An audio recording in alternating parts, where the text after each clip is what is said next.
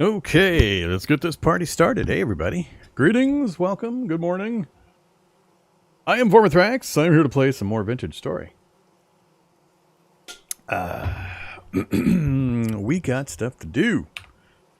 Okay, tools list. We are going to, chat while I... guess I need to get those fired. Alright, we'll do that first. Then we'll chat while I pan for copper. In you go.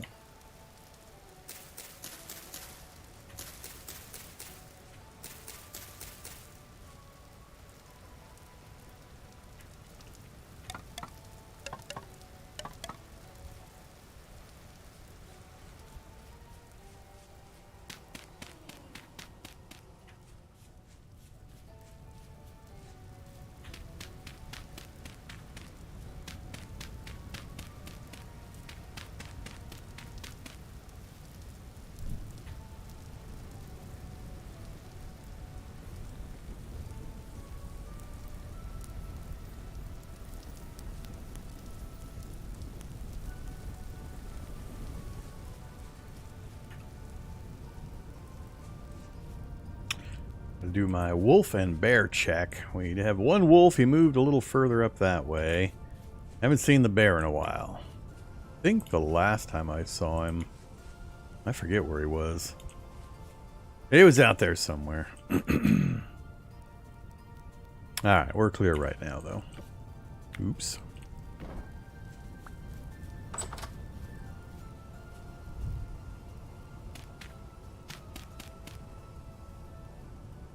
And out of sticks yet again.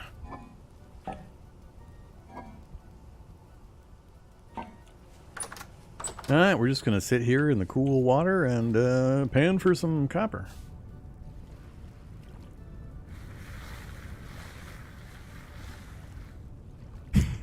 Favorite part about this mod pack / game?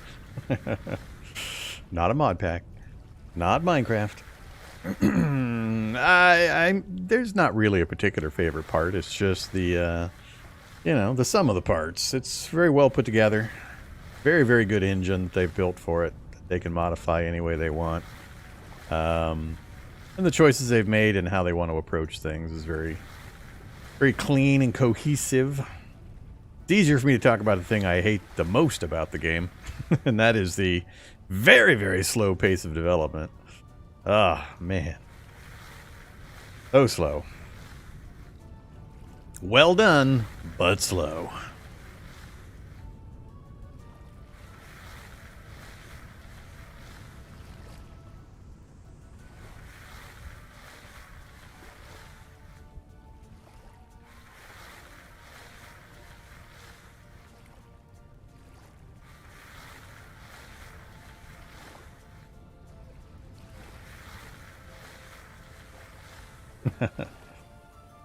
Yeah, you gotta have some self-motivating emphasis if you're gonna play open world sandbox games.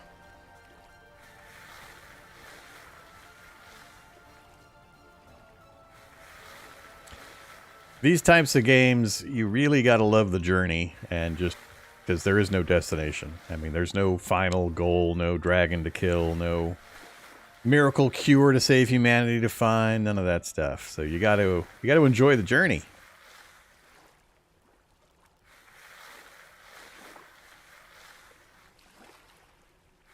I very much enjoy the journey.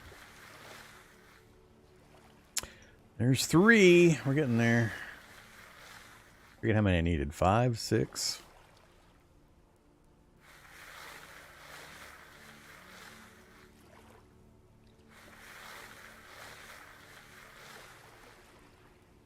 This is one of those games, though, where it's...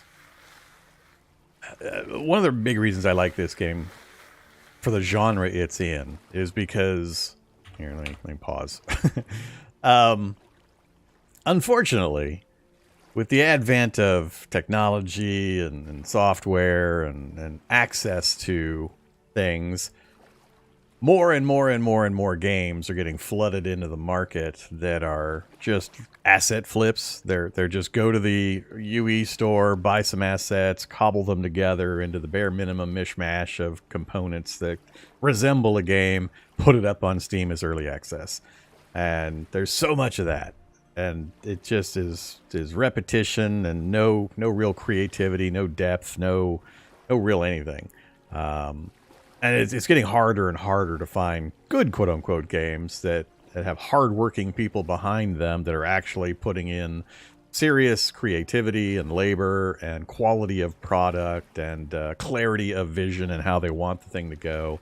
So it's refreshing when you find one that's got that, but it's got the downsides of being a small development team and, like I said, being slow development. But this is one of the primo examples of well done. I don't even know if this is considered early access still. I mean, it's just going to be an always being built type of a game. And it's not on Steam, so it's independent and just sold through a few outlets. But yeah, it's just refreshing to play a game as well put together and functioning and looks as good and it's really friendly to modders and so on as this game is. In comparison to the mountains and mountains of schlock that are being foisted upon us on Steam.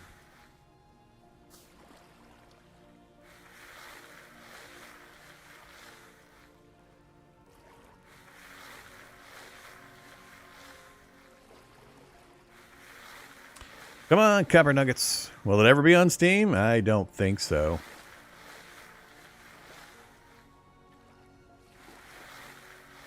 I mean, Steam is the 800-pound gorilla, but for small development house to hand over the percentage of what little profits they're going to have to Steam just for the access, I can definitely understand why they're not.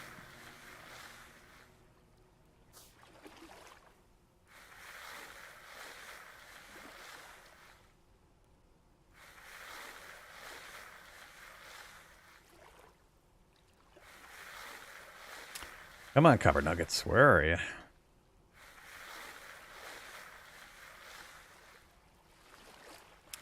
Feels like I always have bad luck when I try to pan granite. I'll have to check the wiki. I don't remember if the different sand and gravel types have differentiations in percentage chances of getting things. We're getting all this other junk, but we're not getting my copper.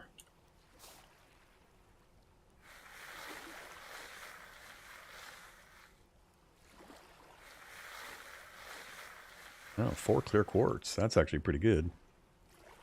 But this here is what I'm looking for. There's one. I think I need 2 more. I forget if I needed 6 or 8.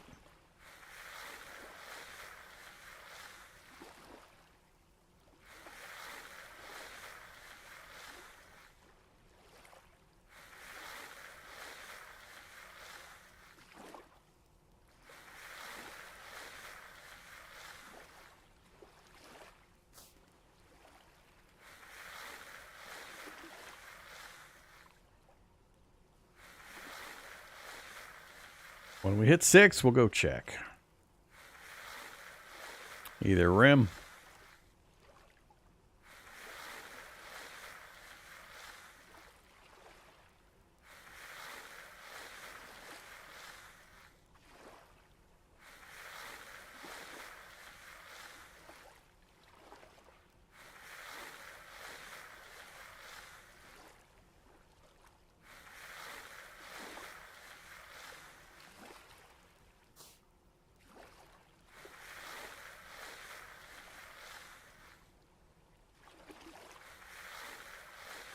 What am I doing? I'm panning. Panning for copper.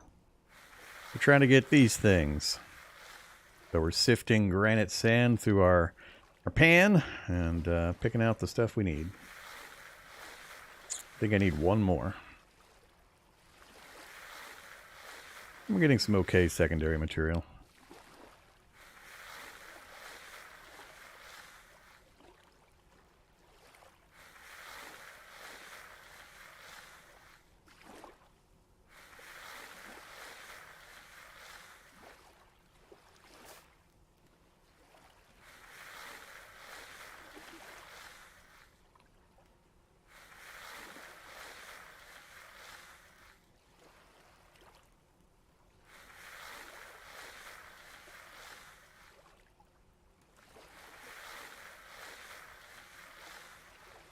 There we go. All right, we'll finish off the block here, and then we'll go check our totals.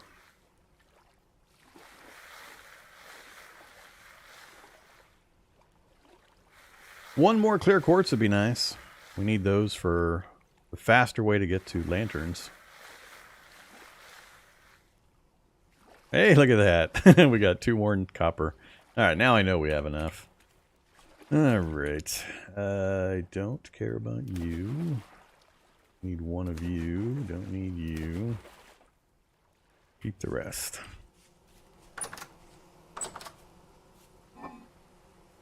Okay. Set that back.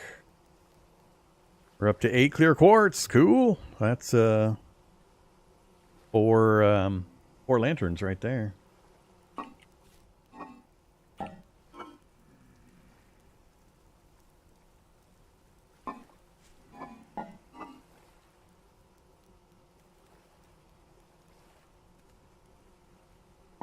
All right.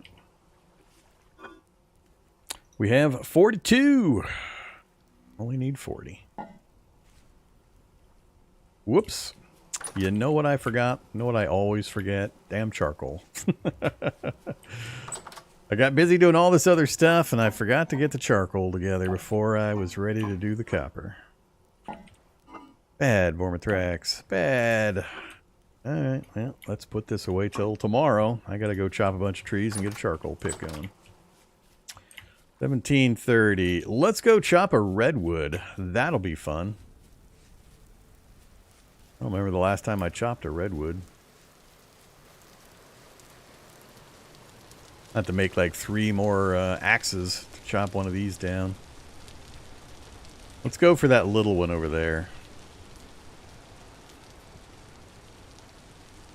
We'll go cull the little one that wandered away from the herd.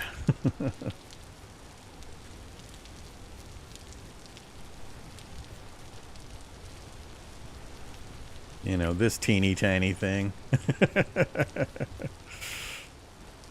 First I got to make sure there's no bears in the area.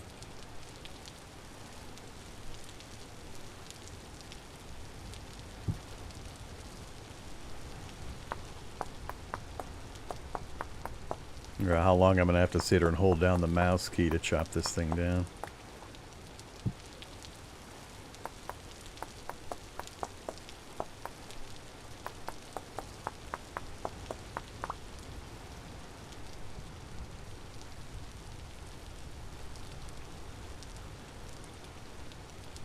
Alright, this will be interesting.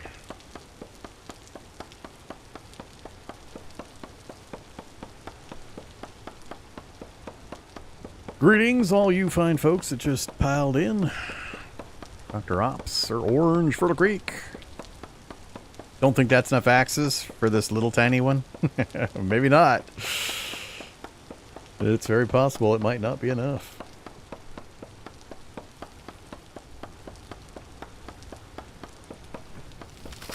Oh, look at that. That wasn't so bad.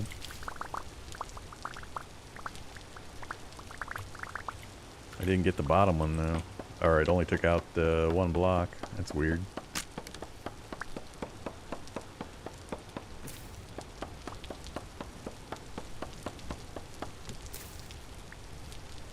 Alright, that got me 3 full stacks.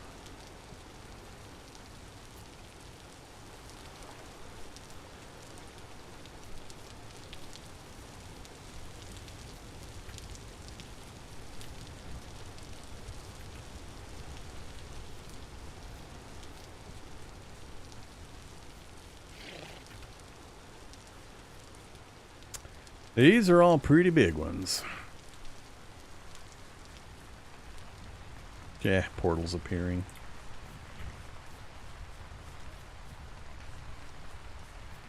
I don't like the size of the rest of these.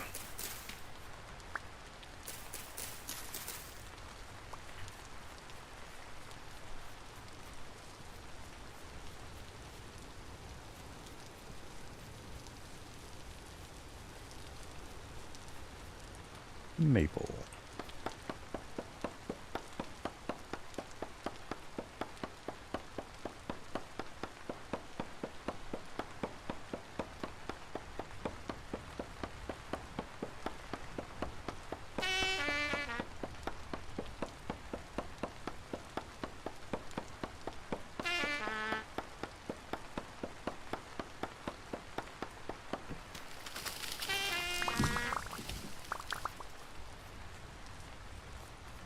Alright, that'll be enough for the moment.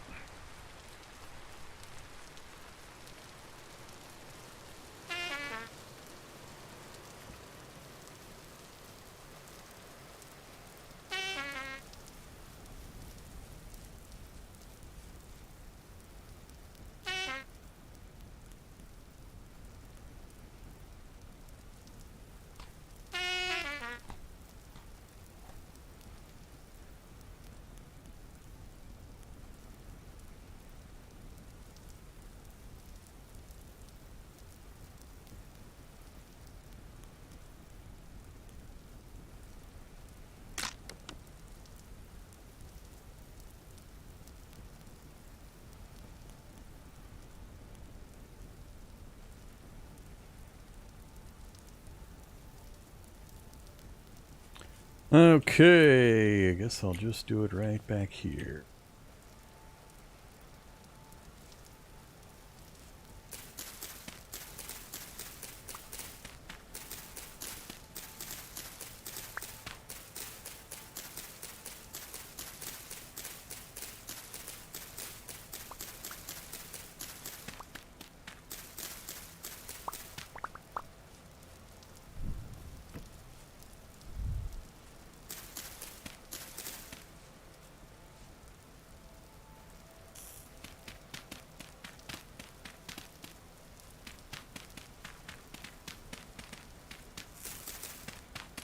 Yeah, stupid rain.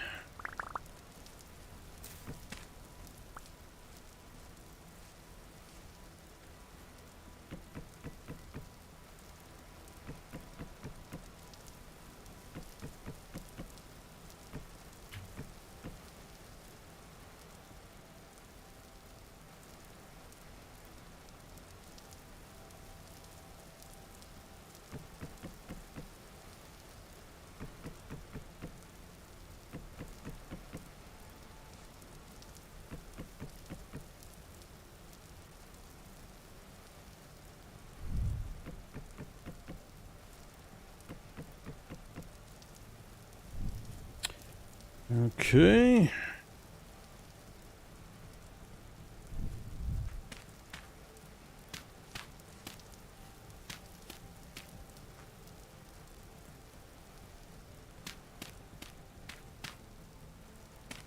I don't need this stuff.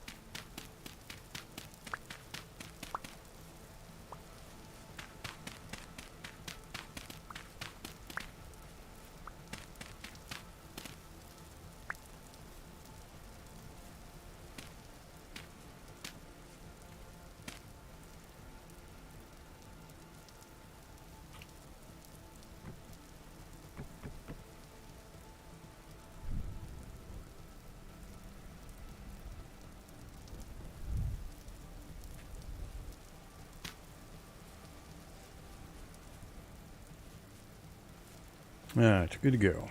So we'll have to wait another day. Unfortunate.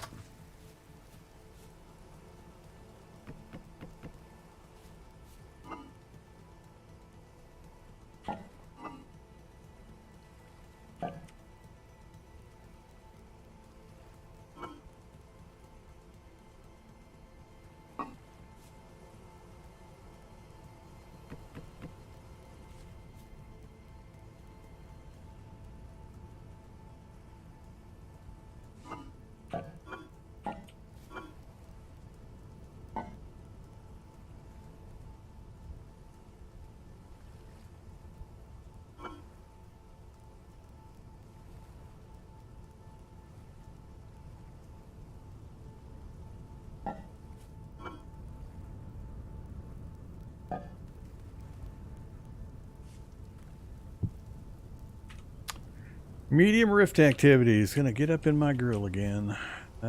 Plus yet more rain.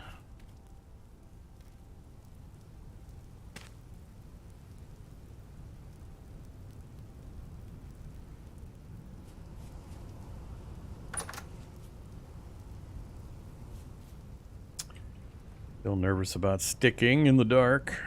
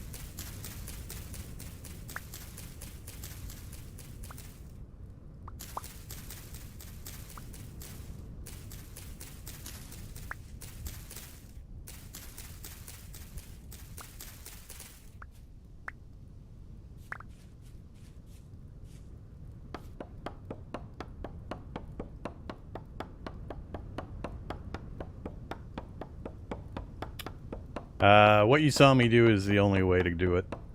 You can change up the size of the charcoal pit and where you set the fire and things like that, but there isn't an alternate method of lighting it.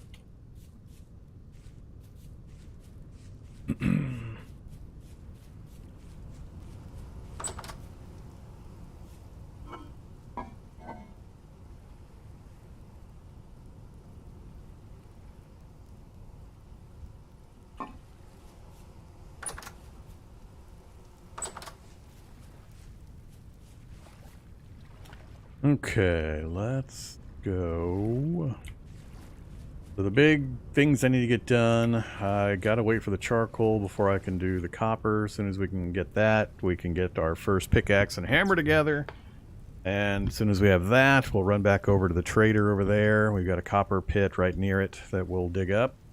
That'll give us enough to make a couple more pickaxes, and then we're gonna run up to the north, back to that stone biome area where we had 2 different copper locations located, and we'll probably find some more. We'll get as many of those as we can, and then come back. That'll then give me access to the anvil, and we can get our saw and our shears, which will solve our board and stick problems. And then I can get the apiary up and the farm up. That's kind of the order of events. So between now and then... rock to the face. Oh no, I forgot to do the torches again. Damn it. Bad Vormithrax.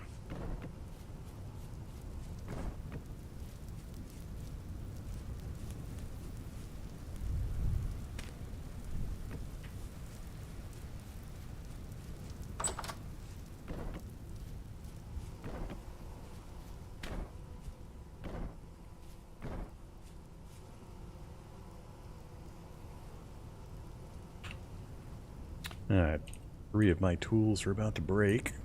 Let's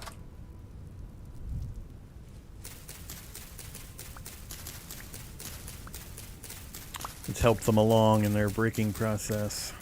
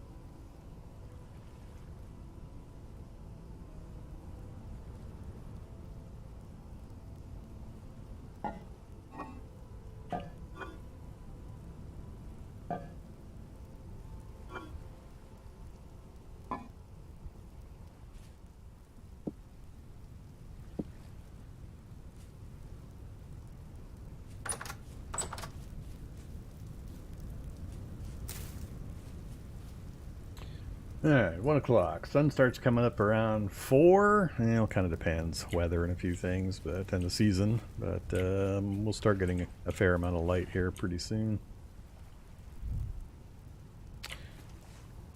Let's do...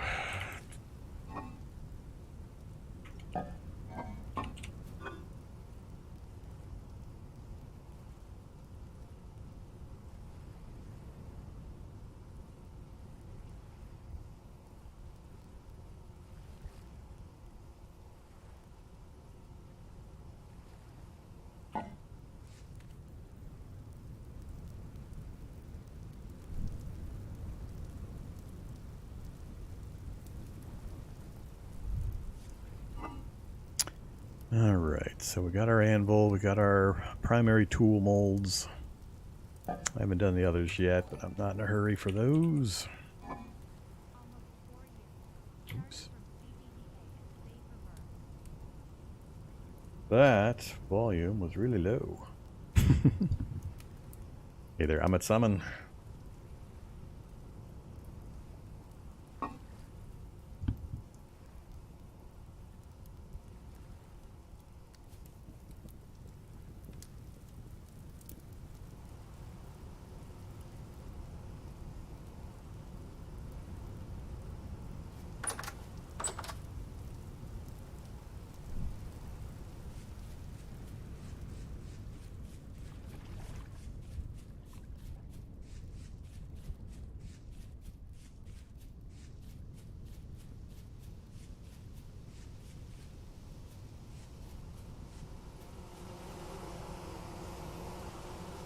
Populated scap.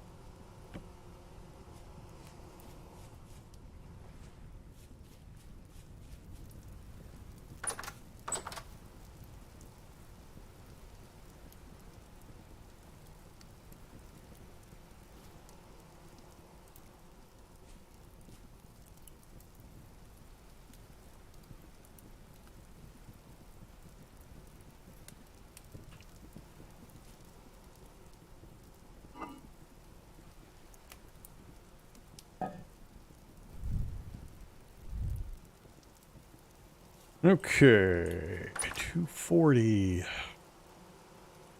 Let's see, what chores are we going to do today?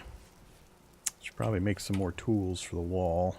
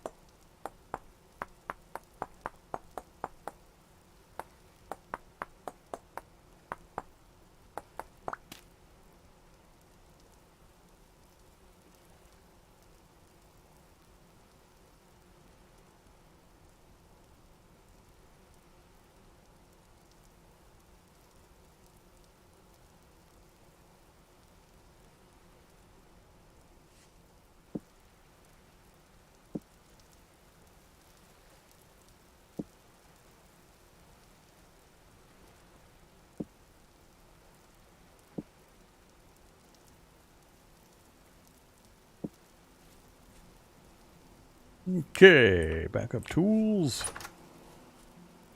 Let's see. Stop it. Stupid drifters.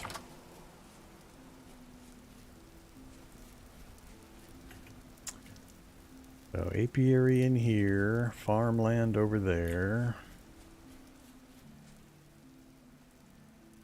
Maybe farmland over here. We'll see. Need more sticks.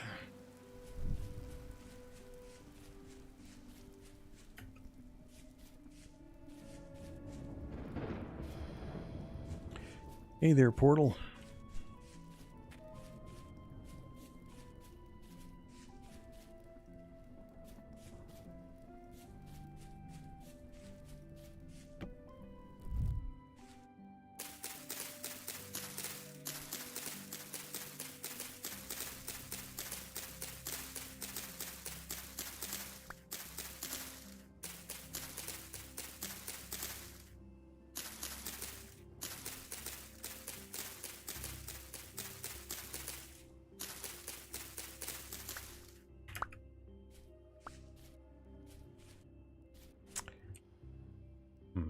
Might actually just chop trees down. Pick a spot a little further away and just start chopping. Get some sticks that way, as well as start stacking up logs for later use.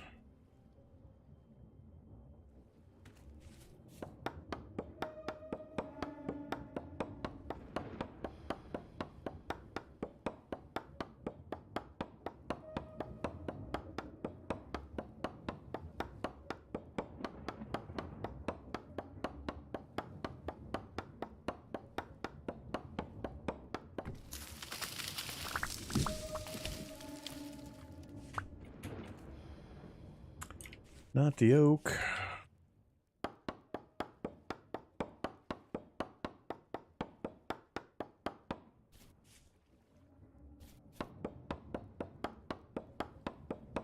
I end up forgetting which of these pine trees had resin. We had a couple of them near the base that had resin.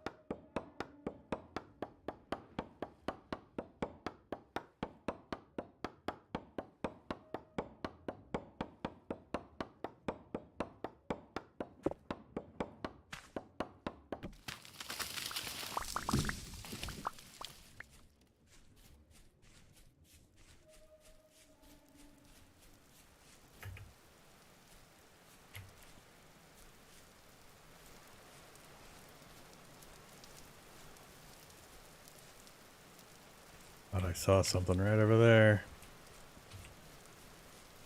Making me nervous.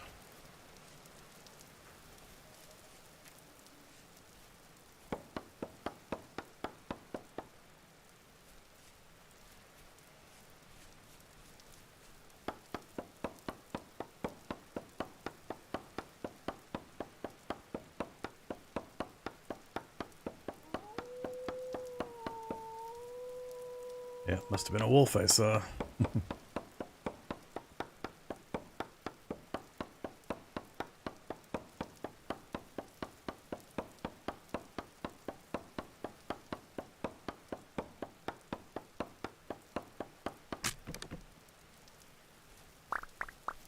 Didn't quite have enough.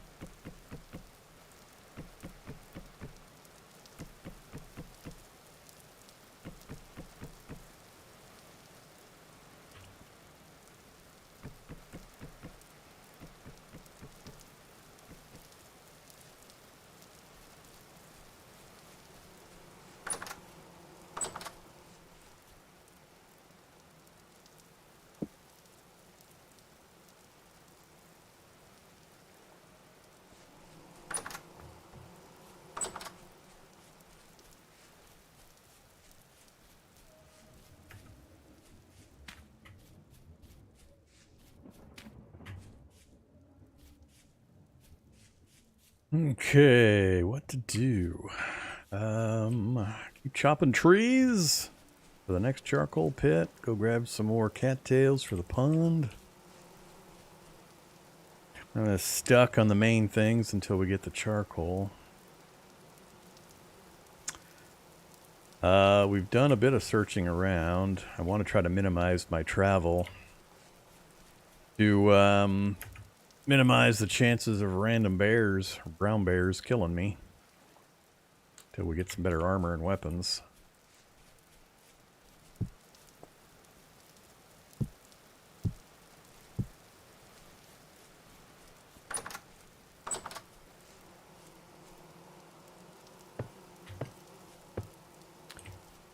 Alright, we're up to 1, 2, 3, 4, 5, 6, 7, 8, 9 storage vessels.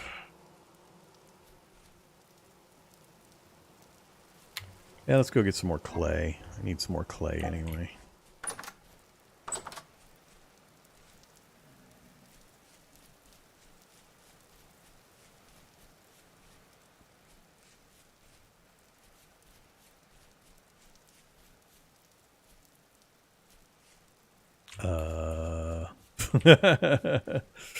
That's not a good sign.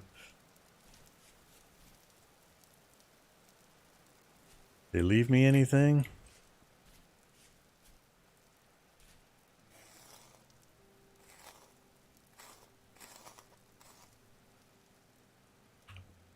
Couple meals of meat.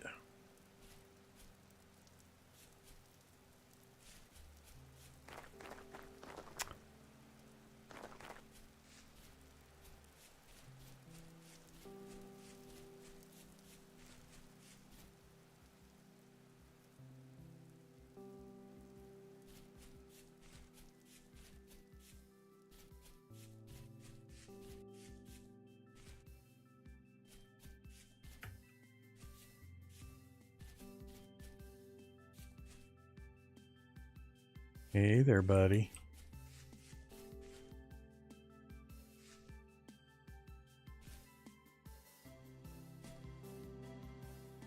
It's a baby black bear.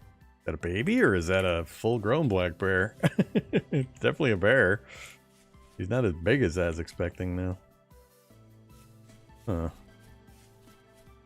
Well, that's a little inconvenient because my clay is right over there.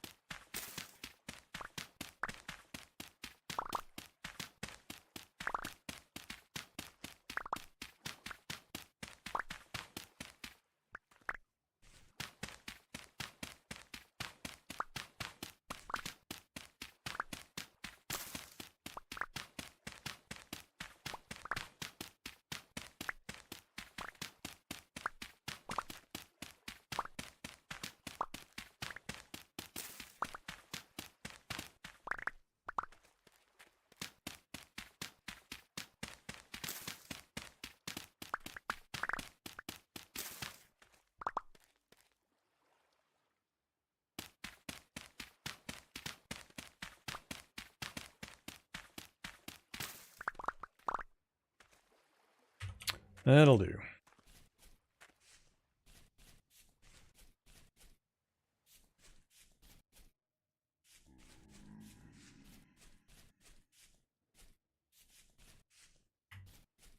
Still hoping to stumble across another batch of copper in the local area.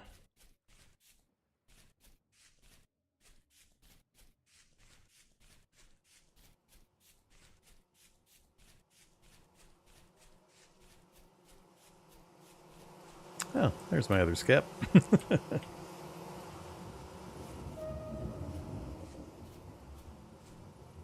Wondered where you went.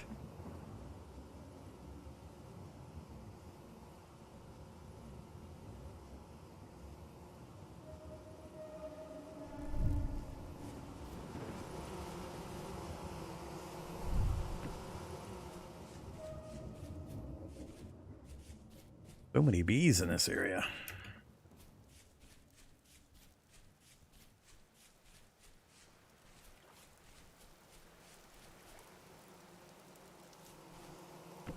Yeah, we're up to 4.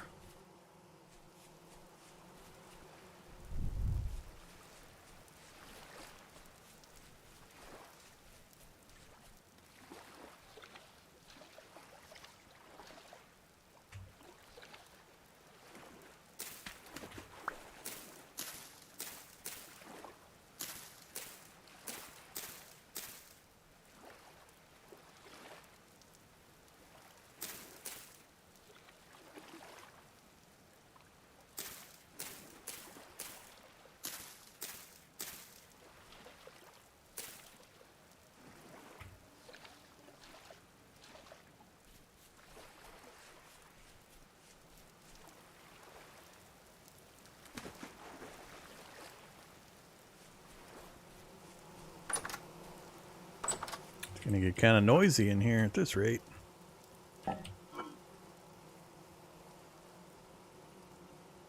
Okay. We've got clay for incidental use. Cattails.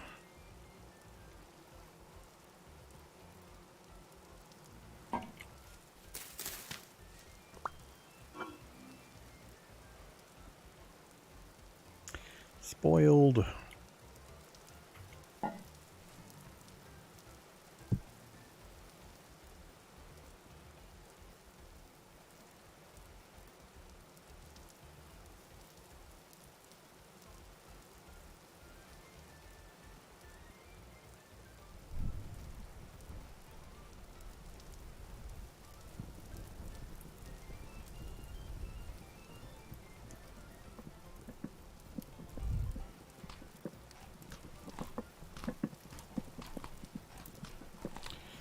Greetings, boom.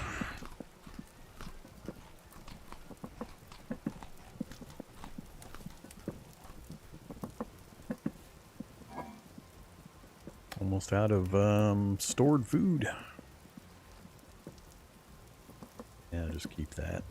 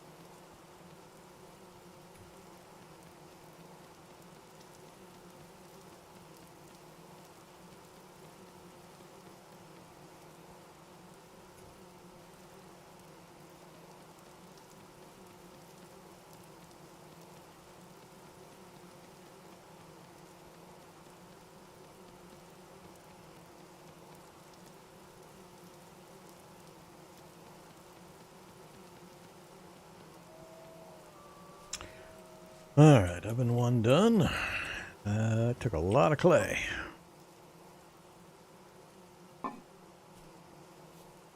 Do one more.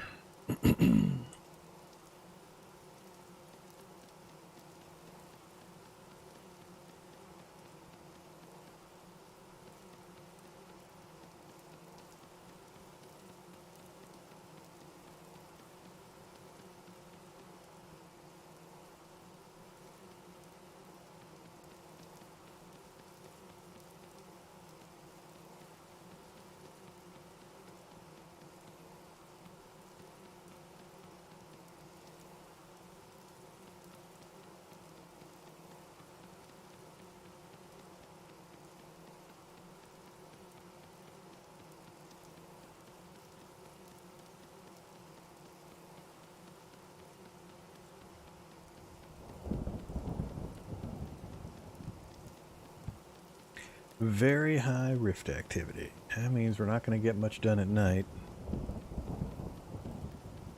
Not outside the house, anyway.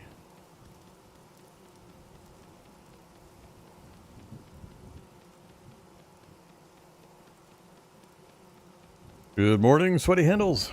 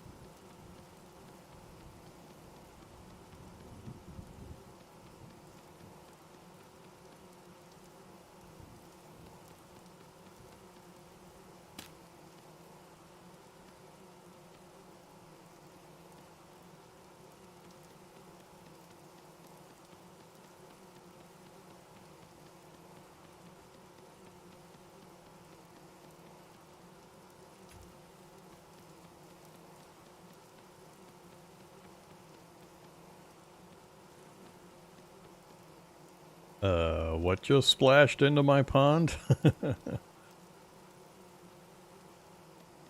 Oops.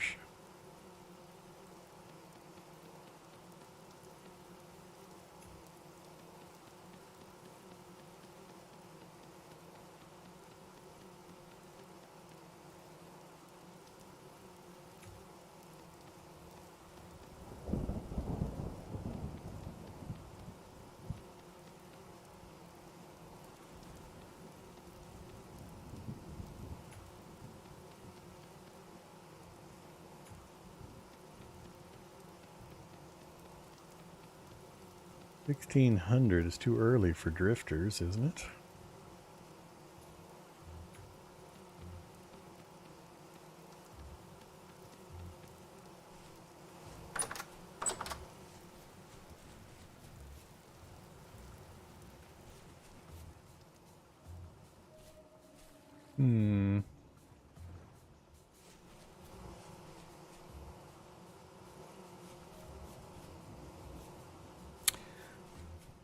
Okay, well, we're gonna have an uneventful night.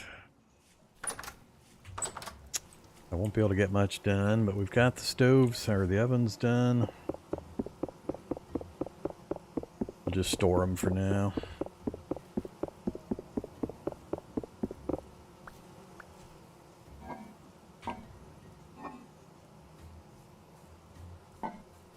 Do more, if I go get more clay. Yeah, we still got a fair amount. I can get more of the forms done that we don't have yet. We just got the basic tools so far. Still need the pro pick and all the other stuff, so we can get that part done.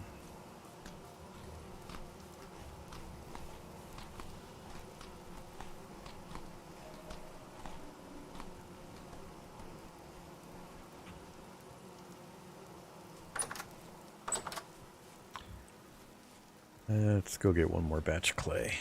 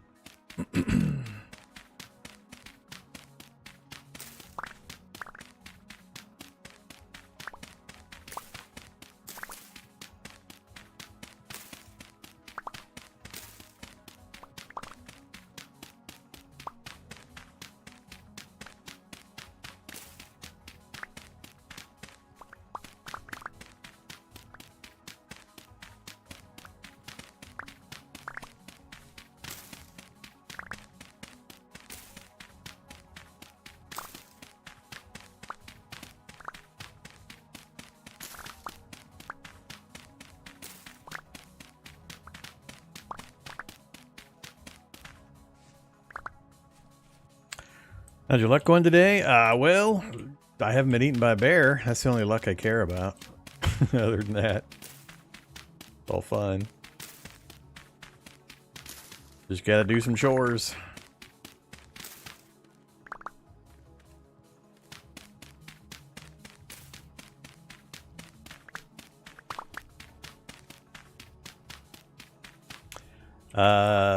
The only difference between blue clay and fire clay is that fire clay can be made into those ovens I just created and are also used later for refractory bricks and bloomeries and things like that. So fire clay is superior to blue clay only in that it has a few extra things you can make. Otherwise, they're exactly identical. There's no difference.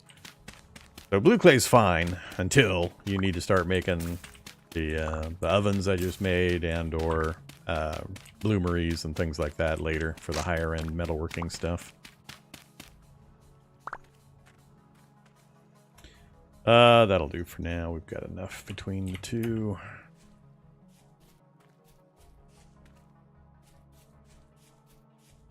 So it's always good to find both if you can in your local area. But fire clay is the preferred. Hey, piggy. More piggy.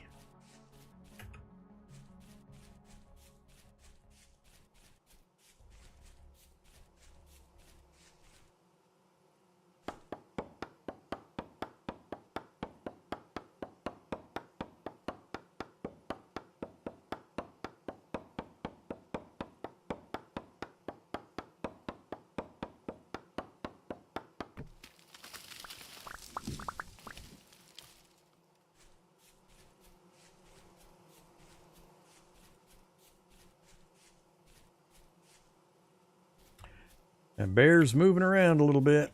Getting a little closer. Oops, he just saw me.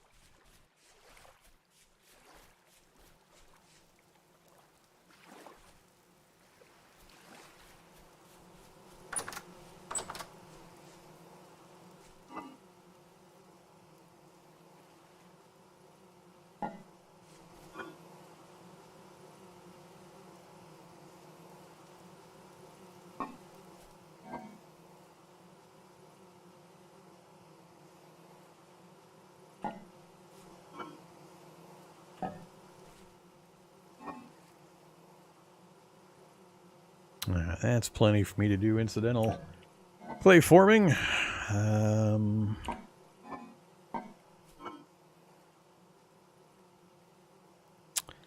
Let's leave you alone.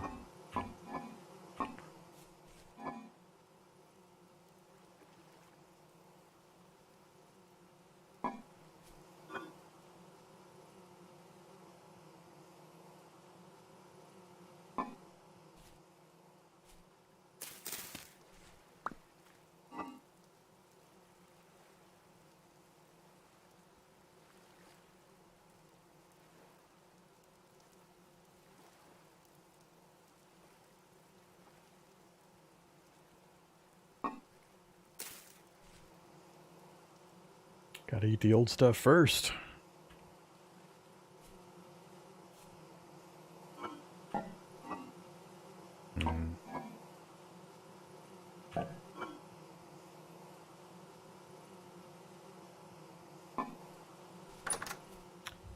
Oh, now we're down to rift activity calm, so I guess we will get some stuff done if I want.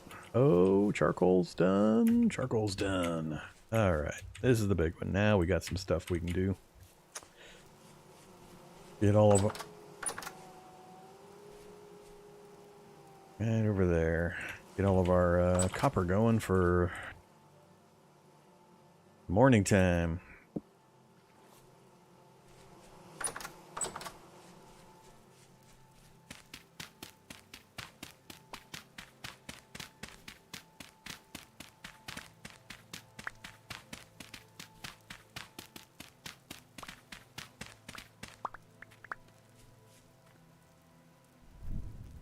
Is it raining again? I can't tell. It sounds like it's drizzling. Yeah, there's a little bit of rain. Damn it. That's fine.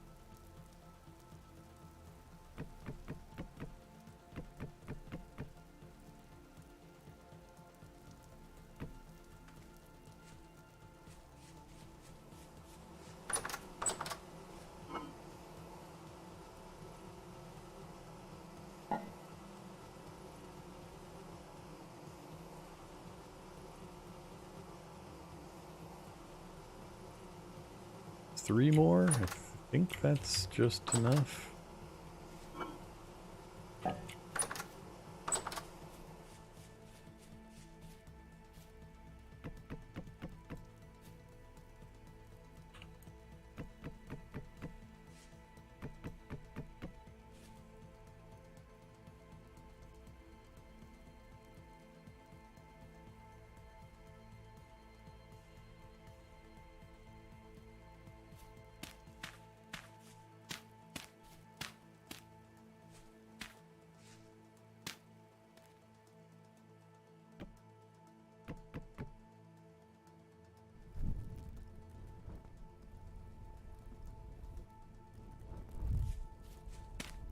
Alright, we are good to go on charcoal for a while.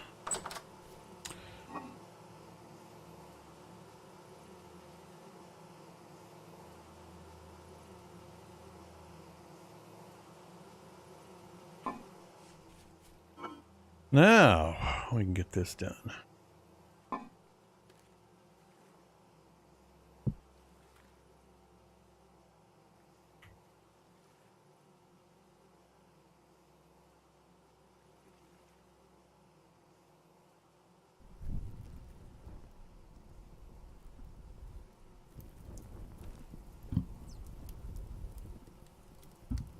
Yeah. Fire clay and blue clay are completely interchangeable for all the normal clay forming stuff. Doesn't matter which you use.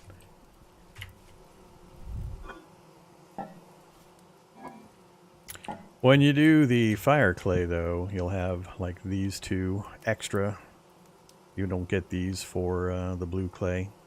The clay oven requires fire clay, and there's a few other things that require fire clay.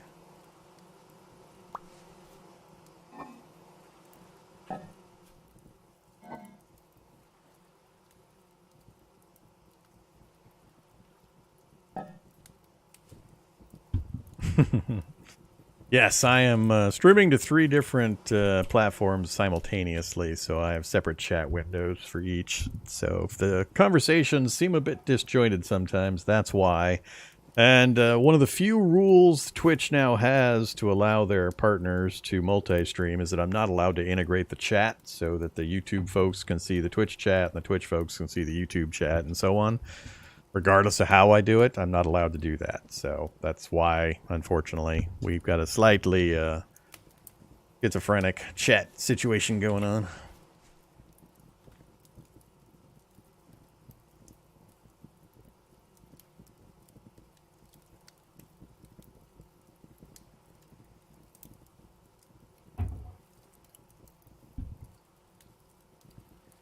But if anybody's watching from any of the locations and you're curious about what I'm doing, why I'm doing it, how I'm doing it, feel free to ask in chat. Don't be shy.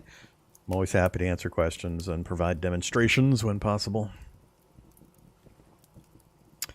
Almost there. Finish it before... Yay, I only needed 3 charcoal. Oops, and I forgot another thing. About to burn my fingers. Which one? That one. Let's see, was it that way? It was. And it was 6 along the side.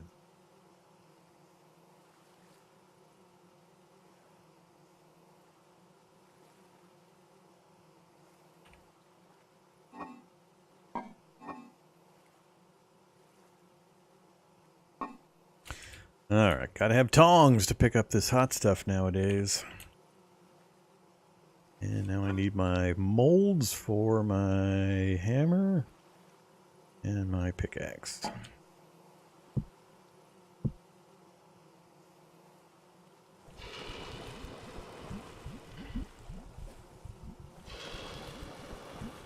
All right, it has begun.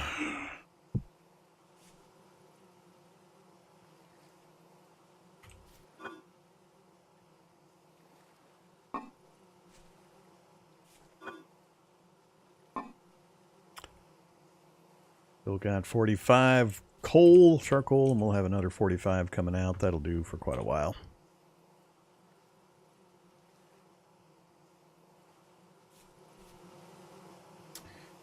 All right, so as soon as these are done, we'll, or cool, we'll go ahead and pop them onto sticks and have them ready to go. We're going to immediately run over to the trader. It's going to depend a bit on where that bear's at.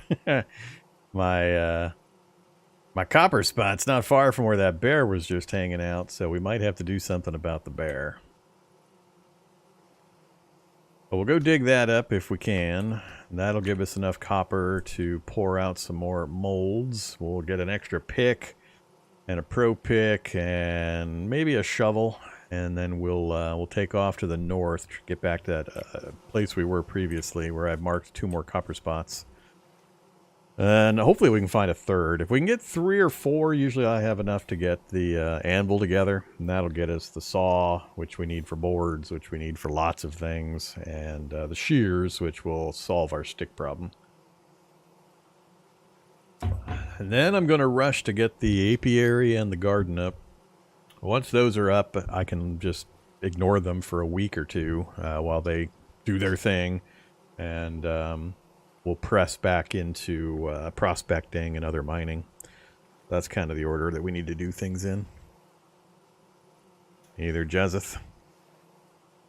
About the same tech level you're at? Not for long. I've played this game a lot.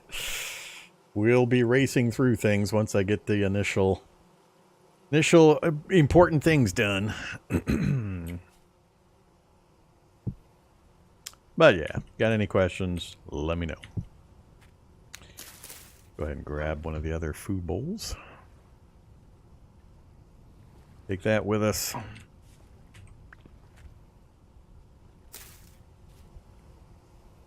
These have to get down to about 300 degrees Celsius before I can pick them up, work with them. I guess we can get something done while we're waiting. So we already got our next batch of charcoal. I don't need to do any clay forming or firing for quite a while. We're slowly filling in our pond with reeds. And to be clear, again, you do not actually need water to put the reeds in. You can put them anywhere. They'll grow anywhere. But just thematically, I like to have the reeds in the pond, because I think it looks nice.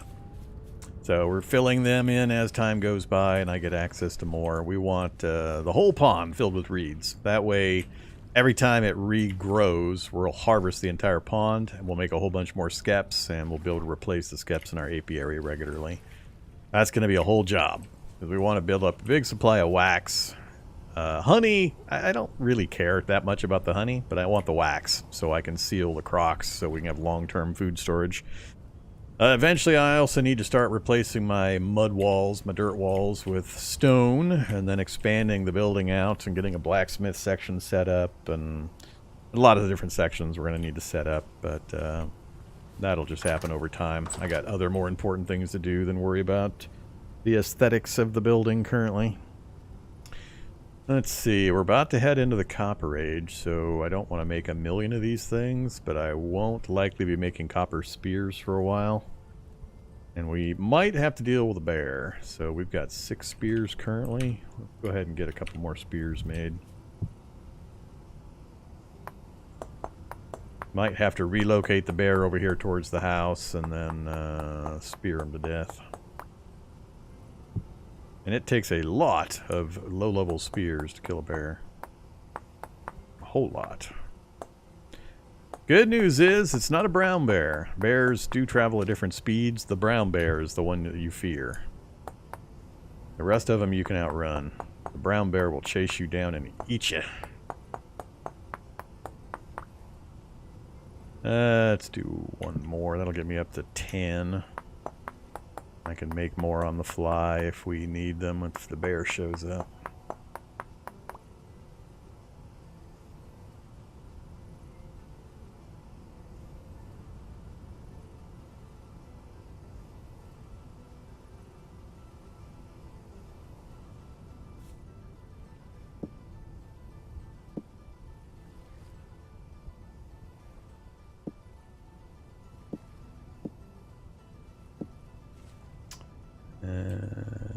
Guess that's 2468. Yeah, I guess that would be right. 347. We're getting close. 2 in the morning.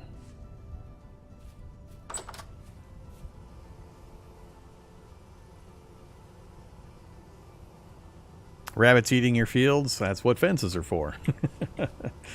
Either put a fence up around your crop, or dig a hole, dig a trench, a moat.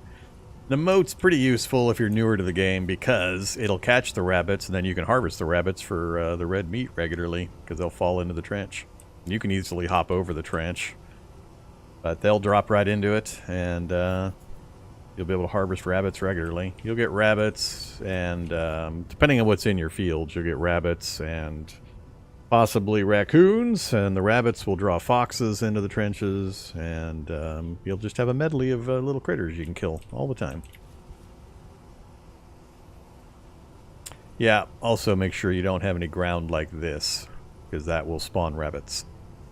Always have your fenced-in area completely tilled, or put rocks down on top of the ground so that they can't spawn rabbits.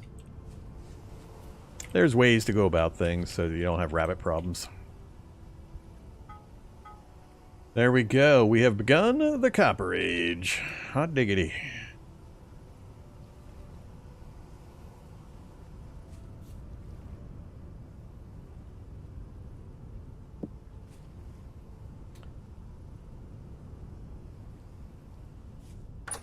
.243. Still a little dark.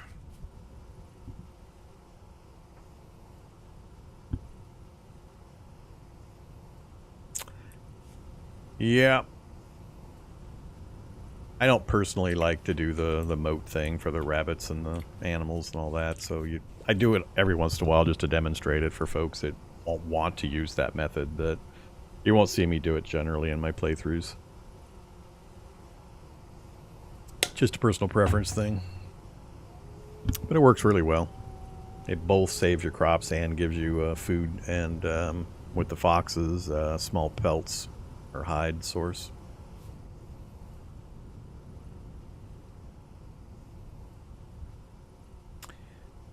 The bucket, yeah, you do need a few flax to get the twine for the bucket.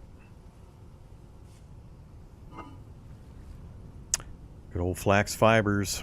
If you do a lot of traveling, you'll usually just harvest every single flax plant you ever come across immediately. Don't save them for nothing. Harvest them all as you travel, and you'll end up with enough flax to get yourself the linen sacks pretty early, upgrades, as well as have plenty for buckets and other random stuff until you get your flax fields going. Flax is one of those things you will never have enough of, so always, always, always grab flax. I could care less about most of the other crops until I'm trying to set up my farm, but I will always grab flax every time I see it. Both for early grain to munch on to get your hit points up, as well as the fiber. Another thing you can do if you need the fiber for the bucket is just at night kill drifters. When nighttime hits and you got some drifters nearby, just grab 6 or 8 spears, go outside and kill drifters, because they'll drop fibers, flax fibers, as well as temporal gears. That'll quickly get you the fiber you need for your bucket if you don't want to go traveling looking for flax plants.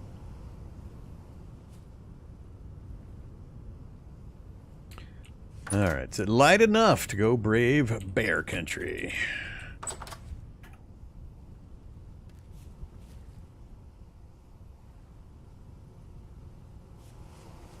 So we still got a wolf somewhere in the tree line over there. Didn't see one when we went out along the redwoods earlier, and we got the black bear, unfortunately, right in the direction I've got to go to get to my one known local copper source. Charcoal, nothing else really going. 4 beehives, populated and ready to use. Alright, let's grab, don't think I'll need it, but we'll grab another shovel. Let's go ahead and take off. If we can get eaten by a bear. It's when they lay down in the grass and take their naps that they're dangerous. That's why you see me hop every once in a while, is to get vertical and get a little better view. To hopefully see the bear.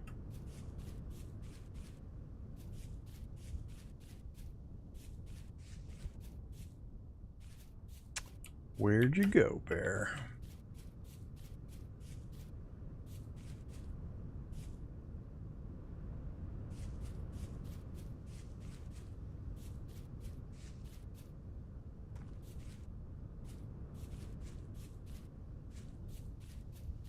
That marker right there is my copper marker. I need to locate the bear. Sure, onions.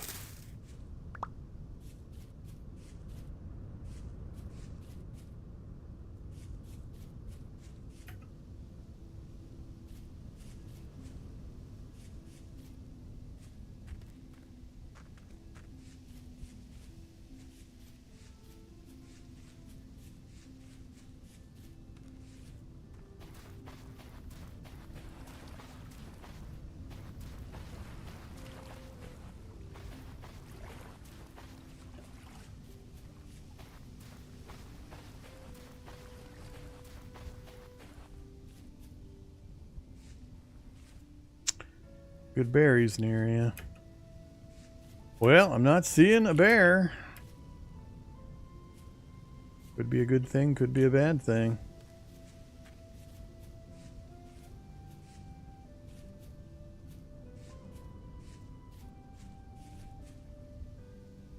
I'm gonna chop down this tree. I have better visibility.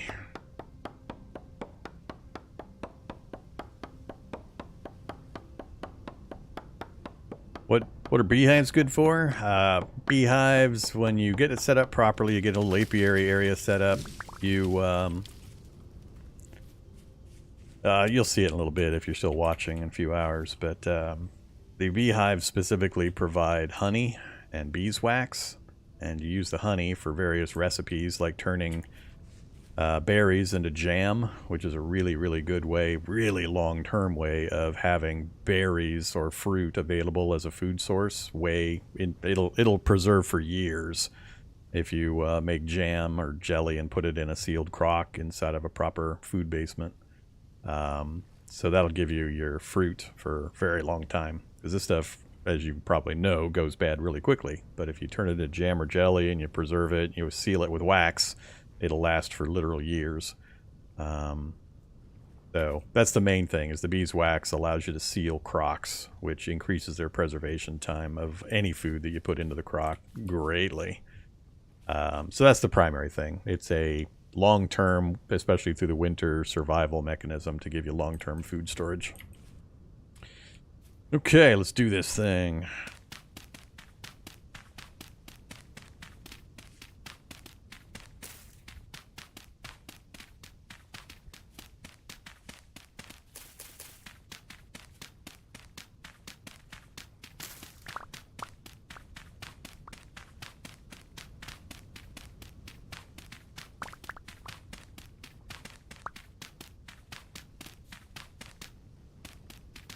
If you even make it to your first winter, you're already ahead of the game if you're brand new to the game. Just surviving until winter is pretty good. Ah, poor quality! Damn you, game! Damn you! Why'd you have to make my first copper deposit poor? That sucks.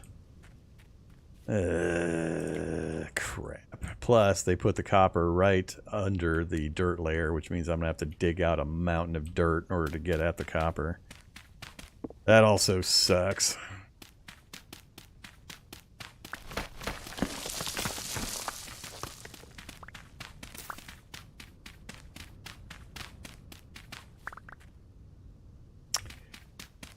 Okay, fair bit of bad news with that.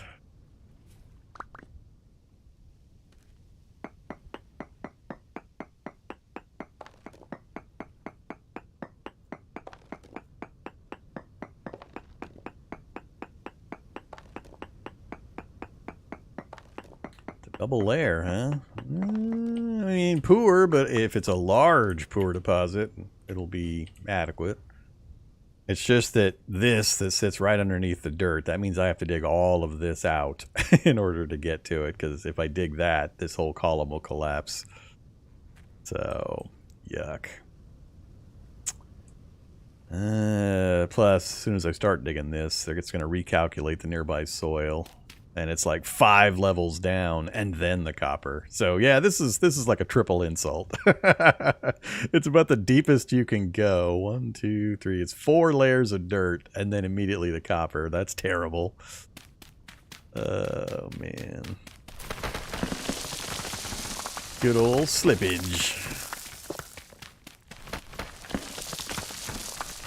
We're gonna give that bear plenty of time to come find me.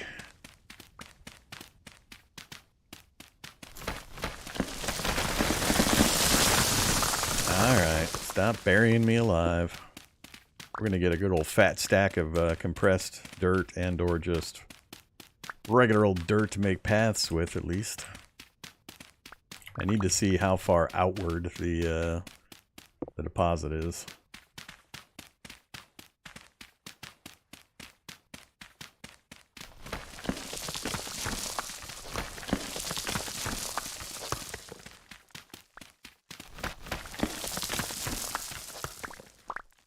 It's on a slight slant. 1 layer, 2nd layer, 3rd layer, so it's angling down that way.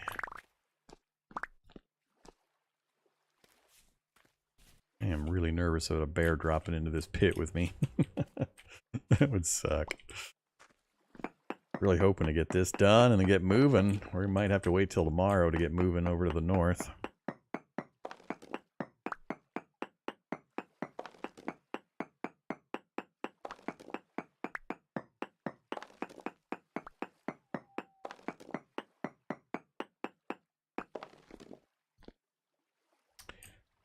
It's a pretty good sized deposit so far. See how far back this direction it goes.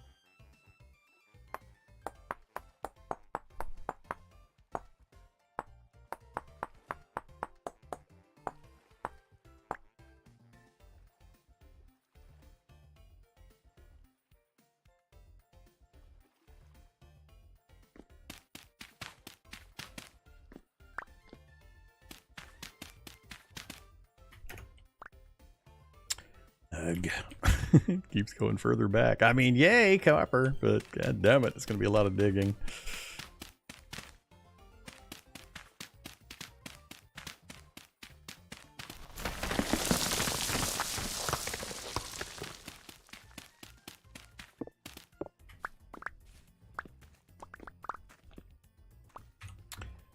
Time to make some stuff.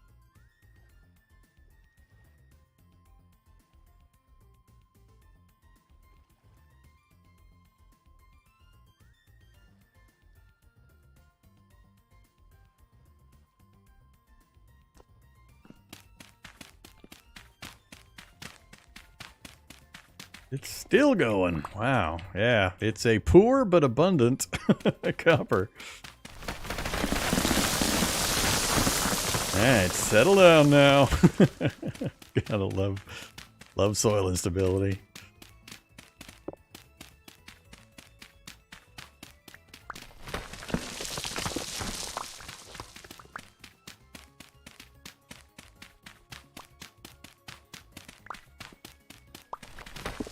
Look at this thing go, man. I think this is one of the largest number of nodes deposits I've seen in quite a while. Are we still going back this way?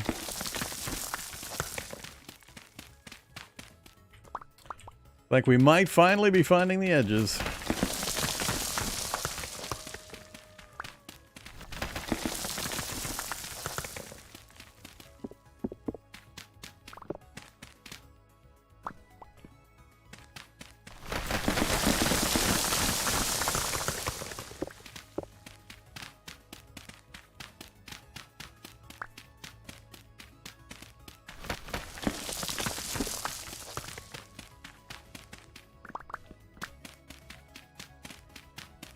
Alright, I think we finally got it.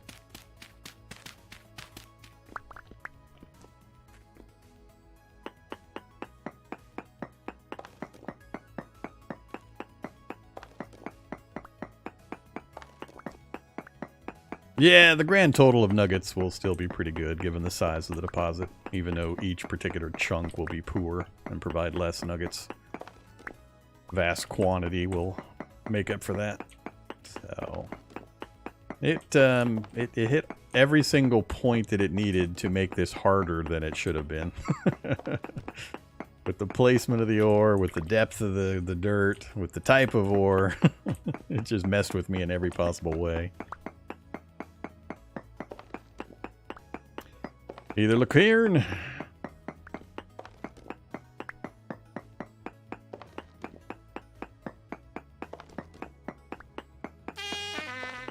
Oh crap, we didn't get it all. It's still underneath that one. No.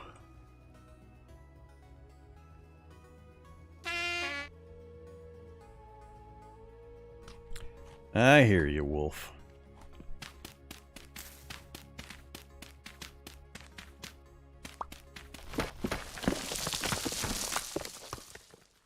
Yet another shovel.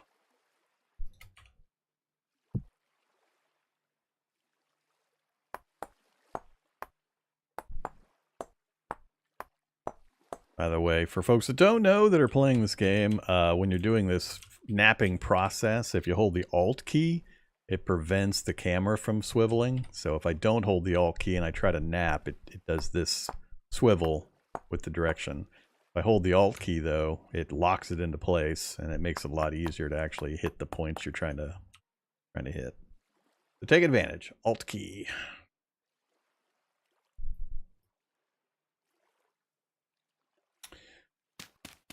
Still a couple towers of dirt to clear.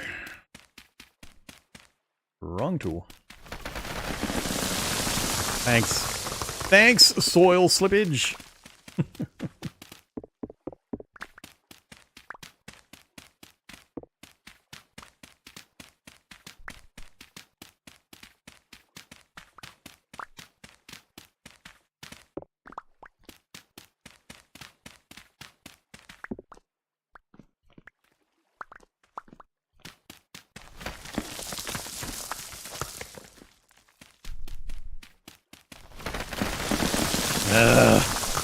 Even the soil slippage is screwing with me. Maximizing the carnage.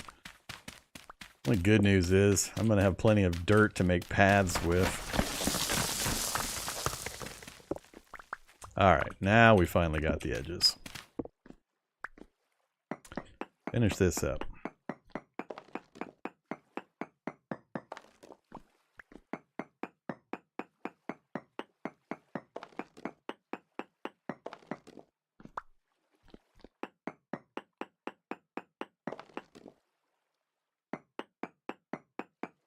Ooh, you found cassiterite? Oh, you got really lucky. You got tin, you can make tin bronze. You can go immediately into the Bronze Age. And it only takes a tiny bit of tin. You only need like 8 tin per... It's like 92 copper and 8 tin to make a bronze tool. So you only need a tiny bit of tin, which is cassiterite. So if you got that, you jump-started straight up into the Bronze Age.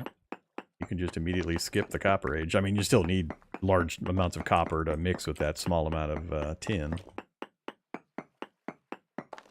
But yeah. That's what I'll be hoping to find. I'll be hoping to track down some cassiterite once we get the copper deposits from that stone biome.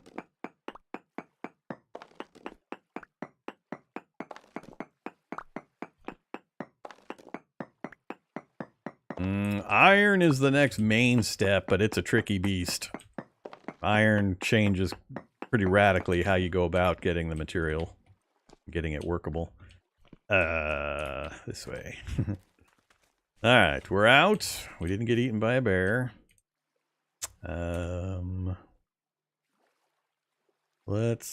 tempted to bring all this fruit back, but I need to do some hunting and get some food. And we still got another day or so. Let's leave it.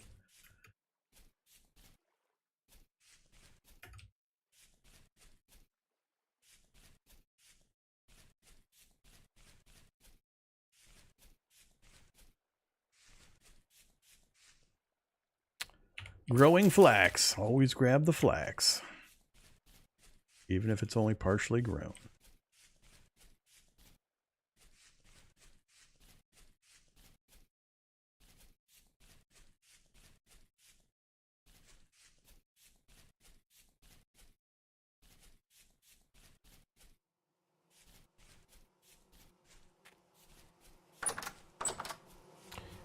Okay, let's first toss out the trash.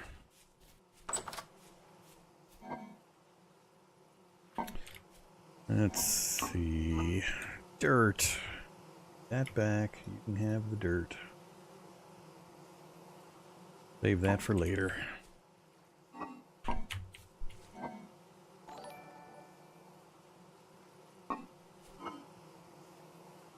I guess we'll keep the grass in there.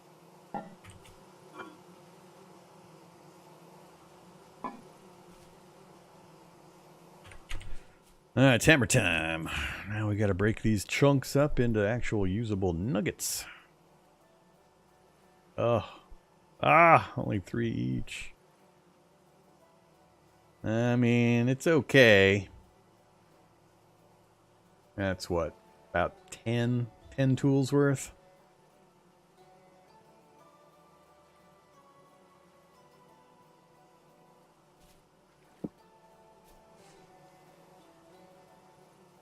It was a poor deposit, so that's the downside.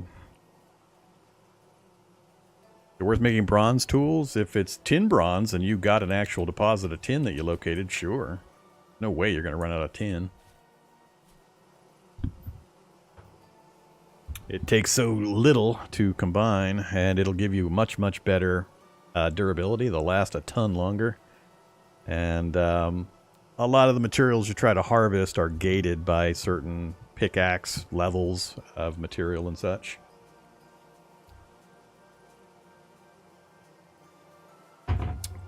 So bronze is an important one to get to.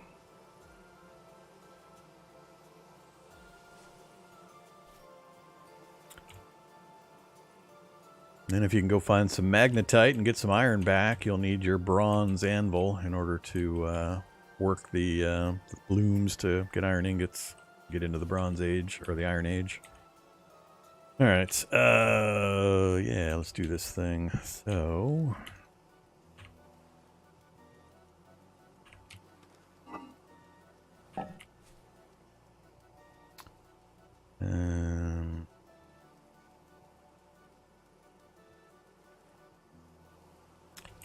let's see. We're going to do those. We're going to hold off on the anvil till we get back. I am going to do a second hammer. Got to make sure absolutely that we have extras of these two. So let's pour 4 tools worth. We'll just do those, and we'll take those with us on our trip up north. So...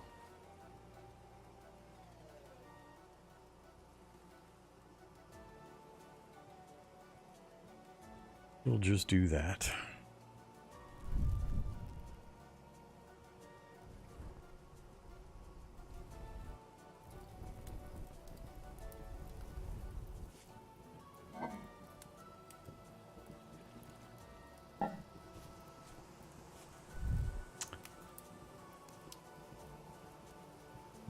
That'll give us about 1.8 picks, which should be enough. We can make more shovels and on site if we need them, beyond what we take out with those.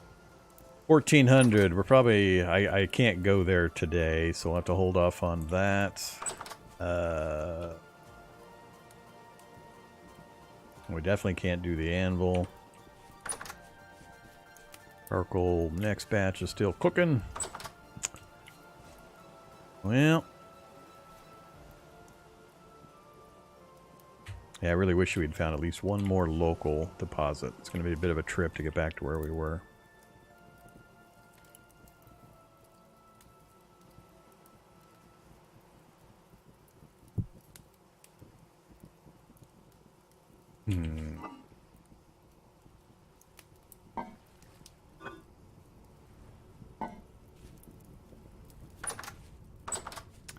Alright, things I need to do still. I'm waiting on getting the apiary and the farm started till I get the copper back from that trip and we get the boards from the saw.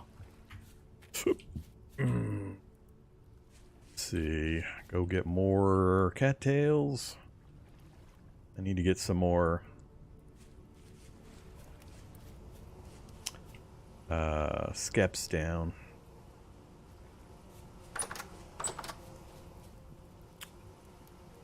Maybe I should just form the rest of these that I need.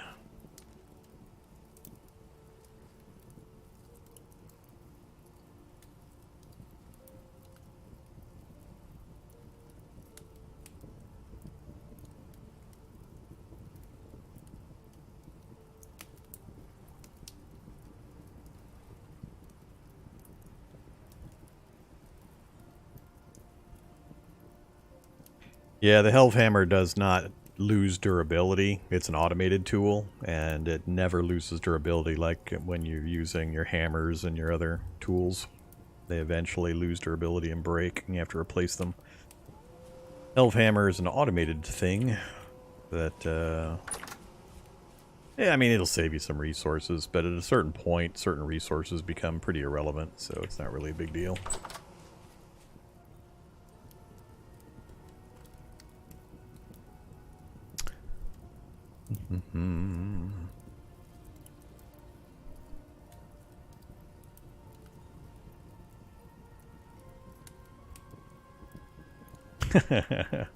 Yeah, I'm well aware I can preheat the fires and such and save a charcoal piece or two.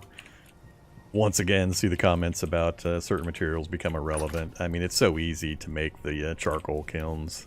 It's just way too much micromanagement fiddling for me to care about.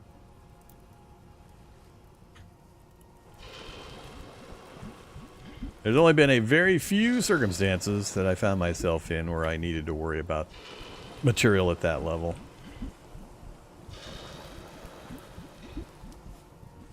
Alrighty. Done with you. Gotta wait for those to cool, and then they're ready to go for our trip. Let's go get... Actually, go get some more peat.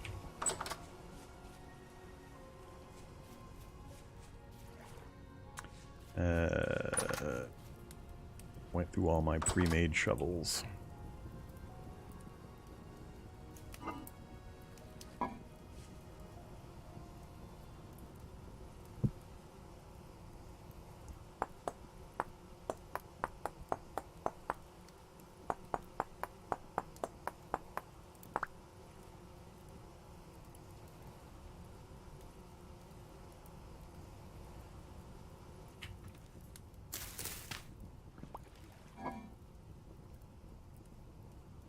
Actually getting a little worried that I might not eat my food in time.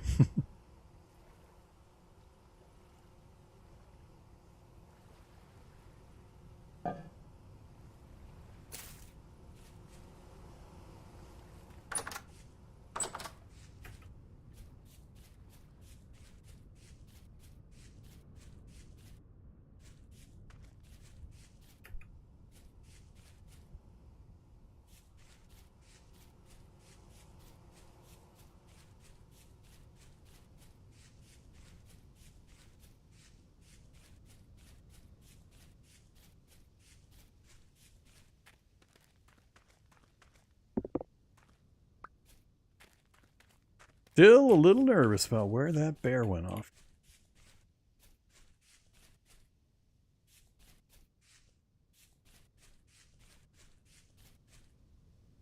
Coming across constant dead animals.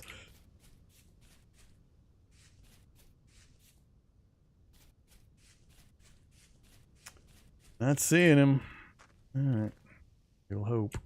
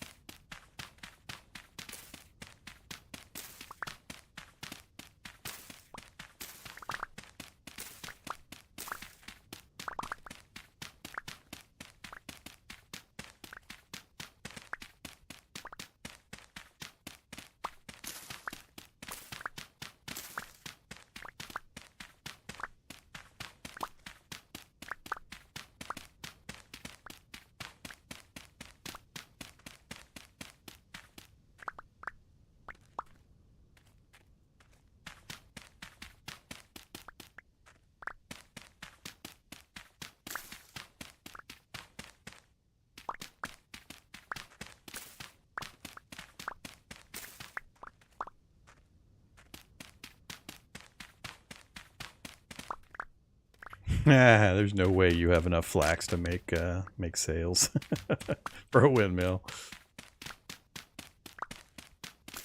Follow the chain of how much flax it takes to make even a single piece of those 20. It's so much flax. You're going to need huge fields of flax with multiple harvests in order to contemplate really effectively putting a windmill together.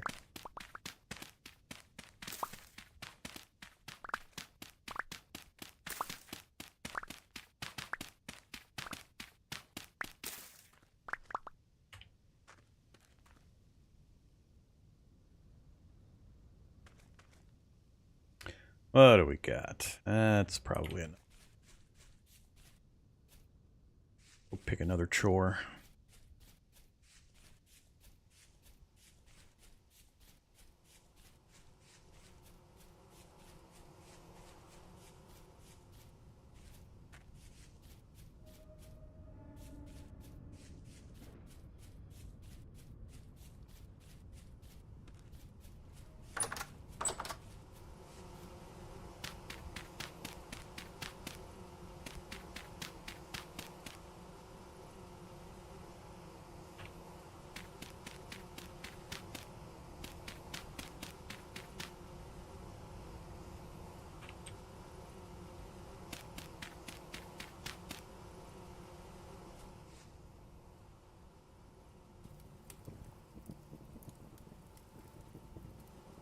Alright, Pete's stocked up.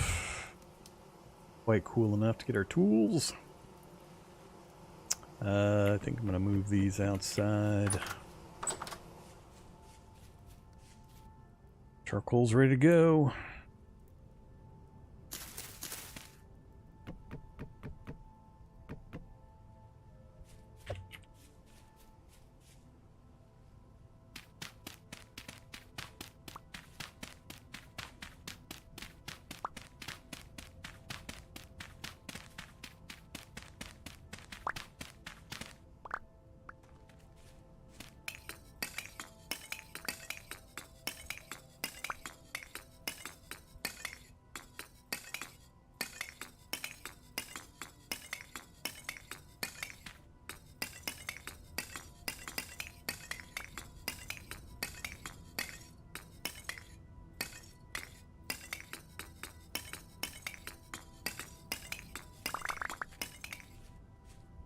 Hey there, Midabula.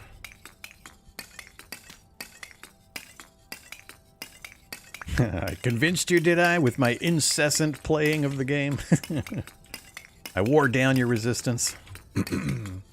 Appreciate you picking it up on the HumbleBundle link.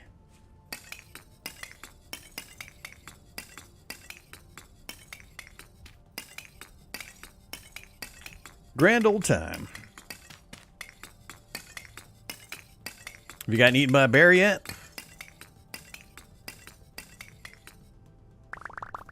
I think getting killed by a goat is the more classic death. I've still, I think, got more goat deaths than any other.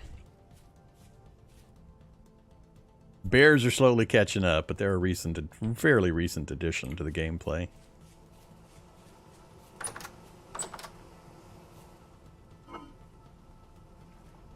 Alright, look at all that beautiful, beautiful coal. That'll last me for a good long time. I gotta go sticking again. I was hoping to hold off on sticking until we got the anvil and the the shears ready to go, but we might have to go sticking.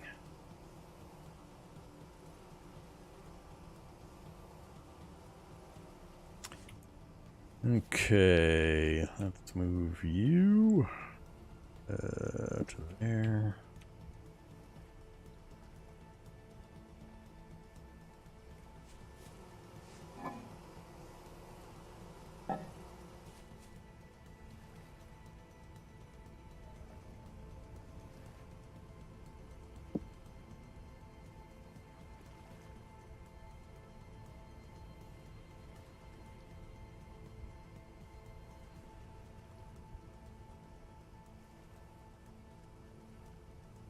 Okay.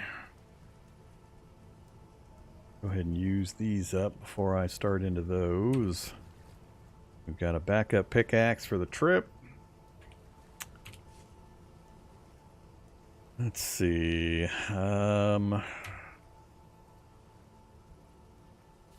Take an extra bowl of food with us.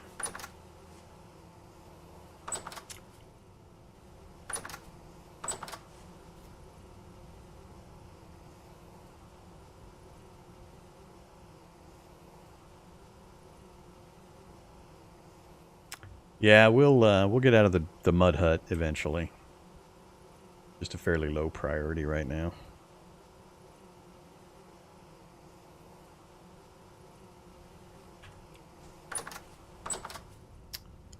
Yeah, I really should go get some more sticks.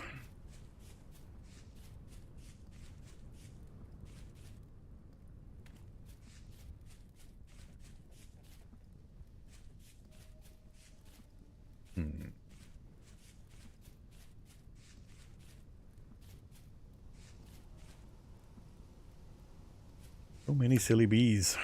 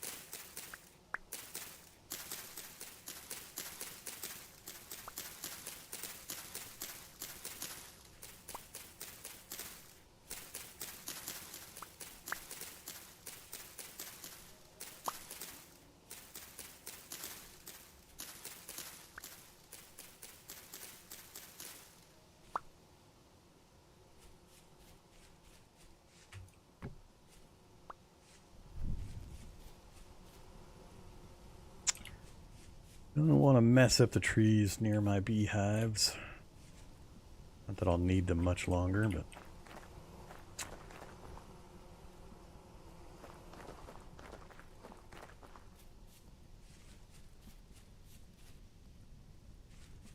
Let's get rid of this one.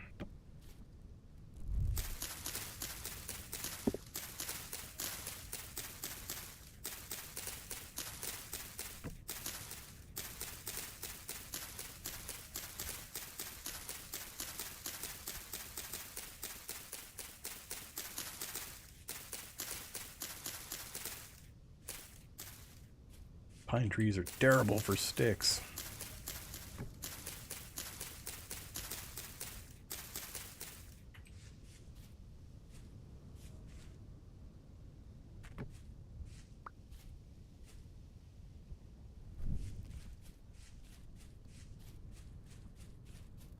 We got enough to get by. I might sleep the rest of the night away just so we can get working on the things I need to get working on. Doing this kind of stuff at night's kind of dangerous. Yeah.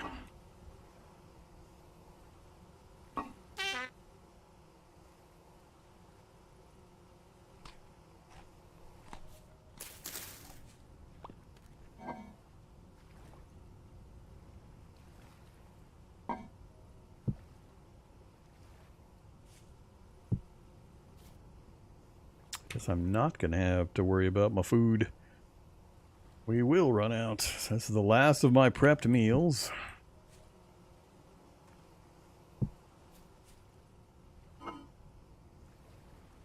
Anything about to go rotten?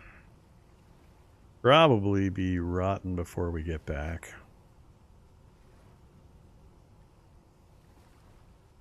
I'll leave the cranberries.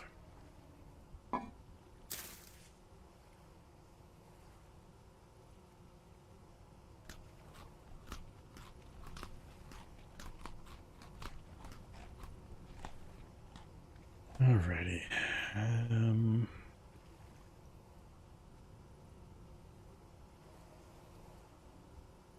Yeah, I'm gonna sleep the night away.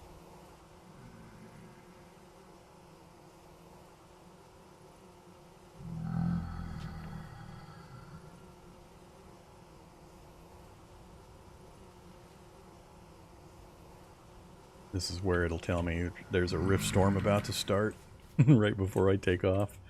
Damn it! Ah, stupid torches. Keep letting too much time go by.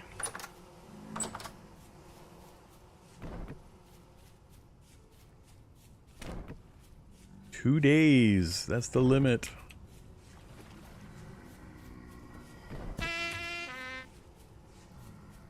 Alright. Are we all set?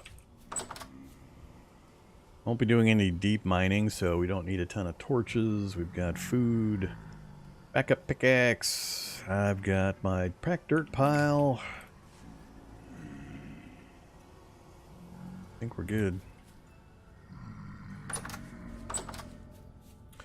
Alright, so we're heading to that. We're going to go left of it and then kind of curve. Well, we're basically going straight through it. I forget exactly which side of it the place we're trying to get to is.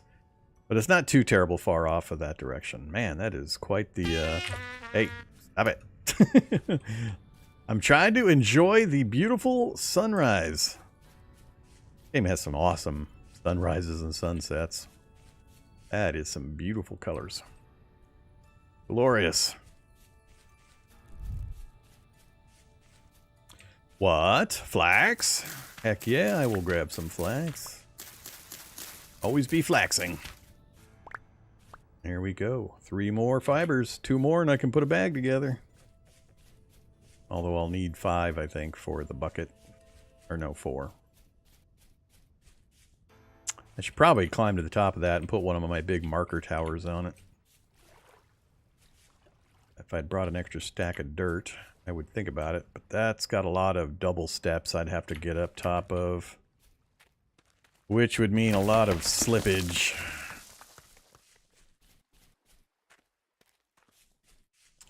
So, close can we get to the top without worrying about slippage? Kind of spiral our way up there. Here we don't have an option. That might be a good thing.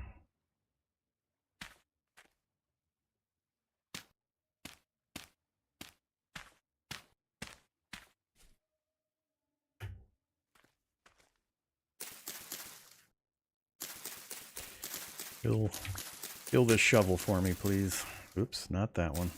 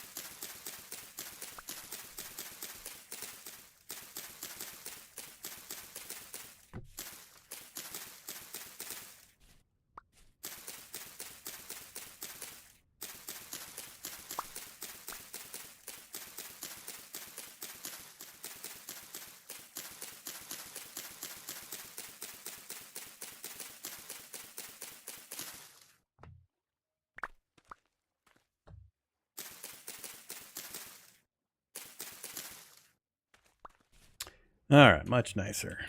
Now we've got a viewpoint. Glorious. So we're just trying to go over there.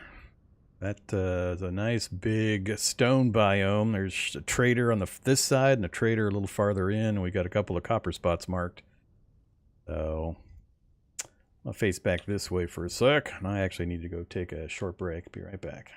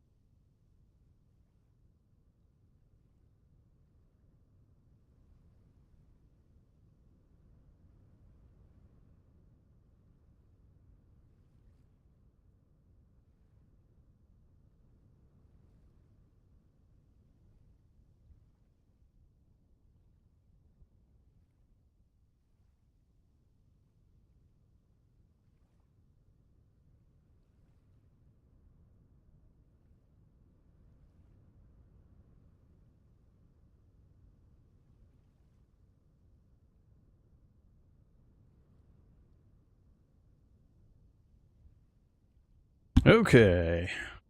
Ah, nice little valley area. So I think I will place a marker. This is a fairly distinctive landform, but a marker would help. So let's go there.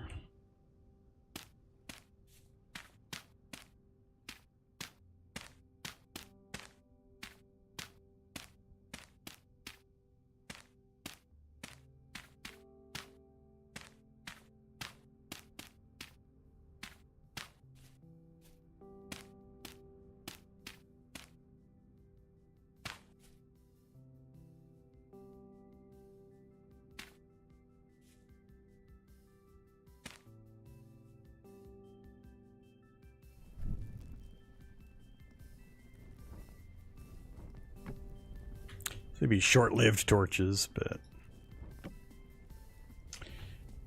Alright.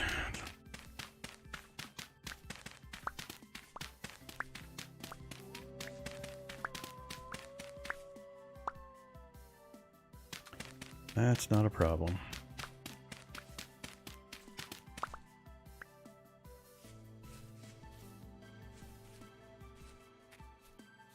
Alright, so...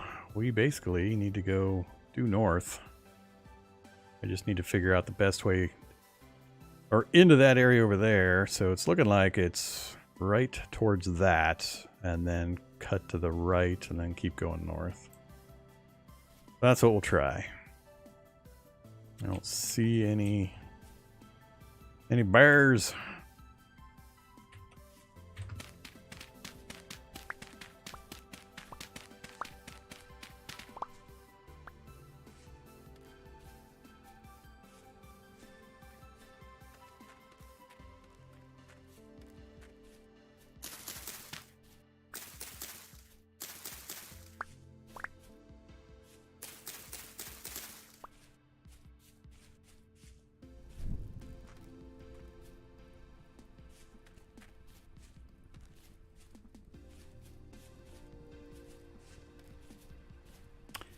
Please, no brown bears. Please, no brown bears. Absolutely nothing I can do about it if we find one.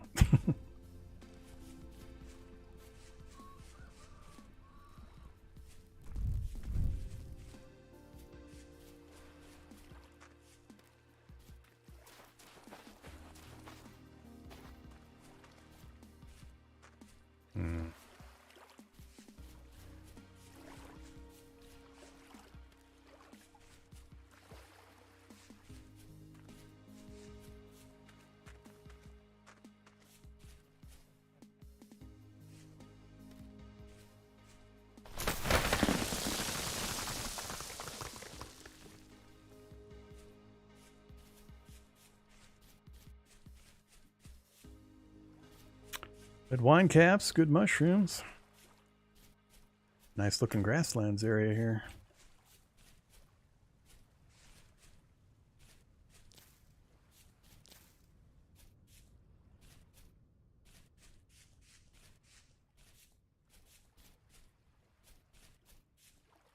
Whoa! Shit.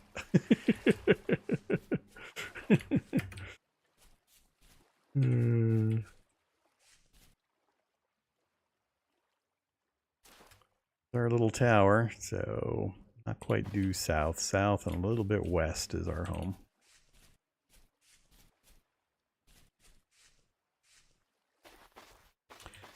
All right.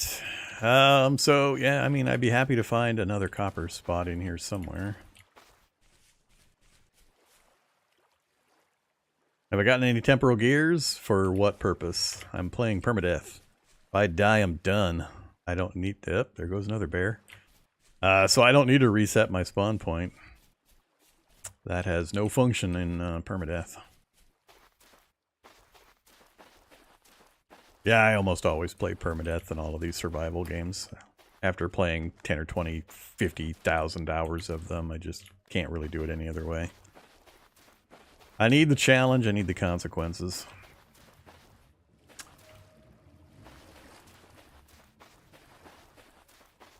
Debating with myself, do I go straight across to the known sites? I probably should go straight for the known sites. And keep my sight lines clear so I can spot bears. Where was the trader? I forget how far away the trader was. Is that him over there, or do we come further east?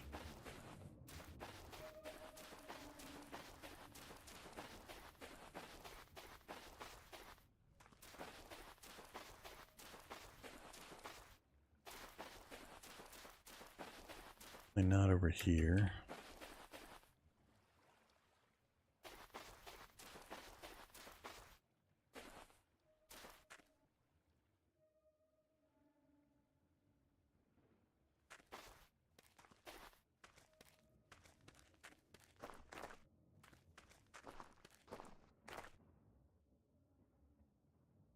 Hey there, bear. Running this direction, chasing a bunny rabbit. Alright, I am not seeing... Oh, there's the dreaded brown bear. The hell, did you just take a nap? I think the trader I'm thinking of is across the water on the other side, because it was on the far side of a lake area. Alright, let's get away from these bears.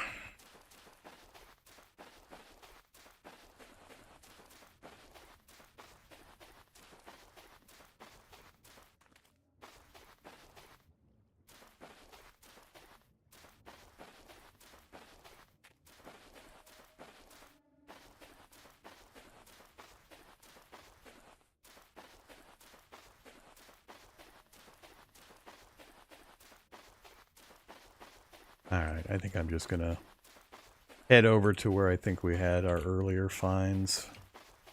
I'll have to spend time combing these areas later. Oh, never mind.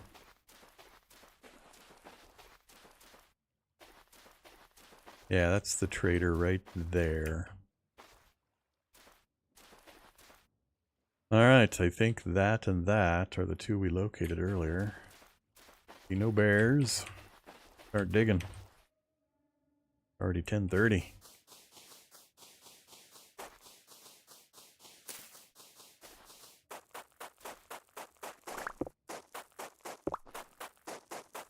Cool. We got a good shallow gravel layer. Go straight to the slate. That'll let me dig underneath it to get to the copper without having to dig out a million blocks of sand.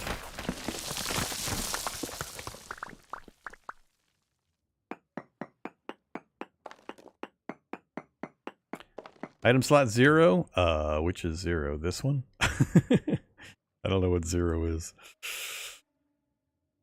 We got a knife. We got our horsetail poultice for healing. We got our reed baskets and our linen sack. We got nothing in our offhand. That's a little hand symbol. Nothing in it currently.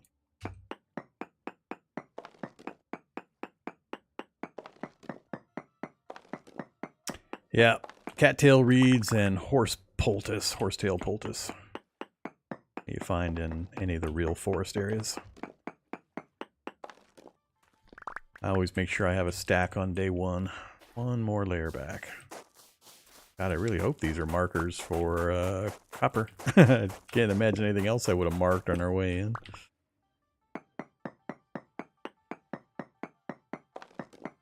Super helpful. I mean, bears and wolves that catch you are probably going to kill you, so having the healing doesn't really help. But for incidental hunger damage or other types of damage, you're basically immortal as long as you've got healing poultices. You could totally ignore food for a pretty long time. Just keep healing yourself. There we go. Medium. All right. Hopefully it's a pretty sizable vein.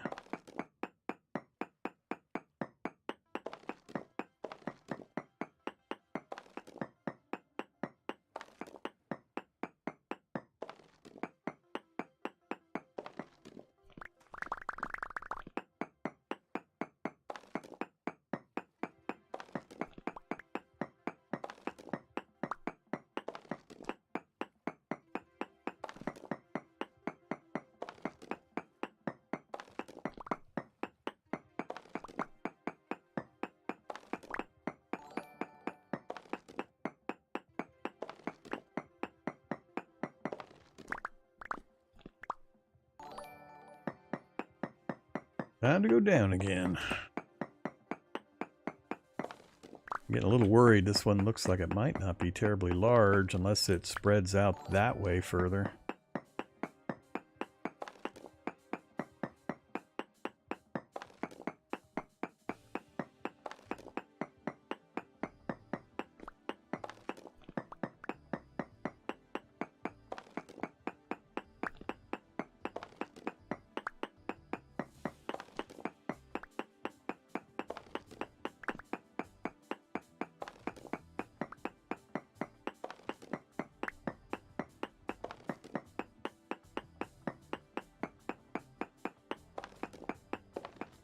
Oof. Fairly small deposit.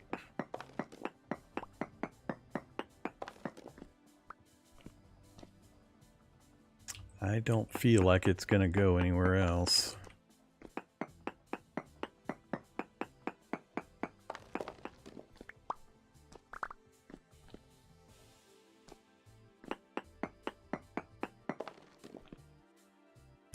It's also completely flat land here, so it shouldn't have gone up or down.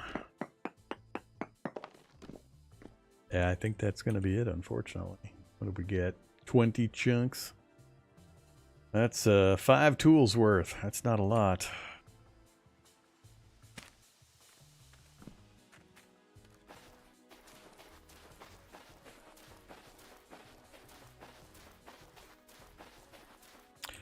Hey there, copper. Why did I put that over there? Copper's over here. Huh.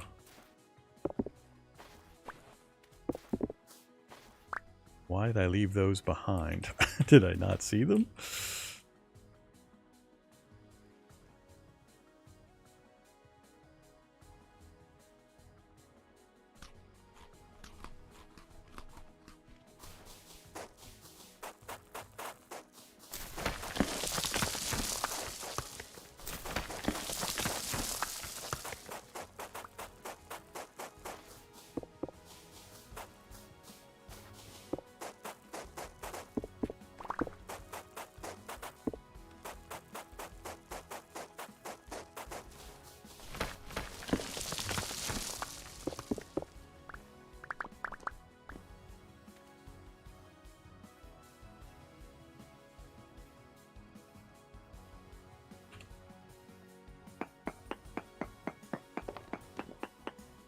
Another medium.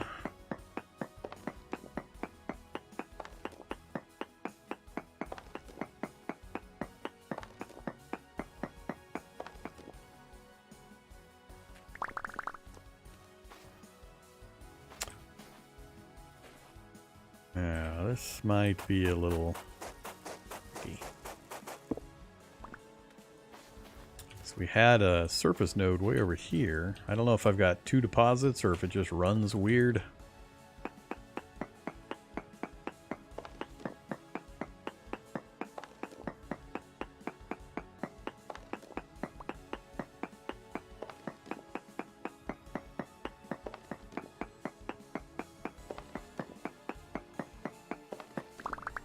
Oh. Light down slant, huh?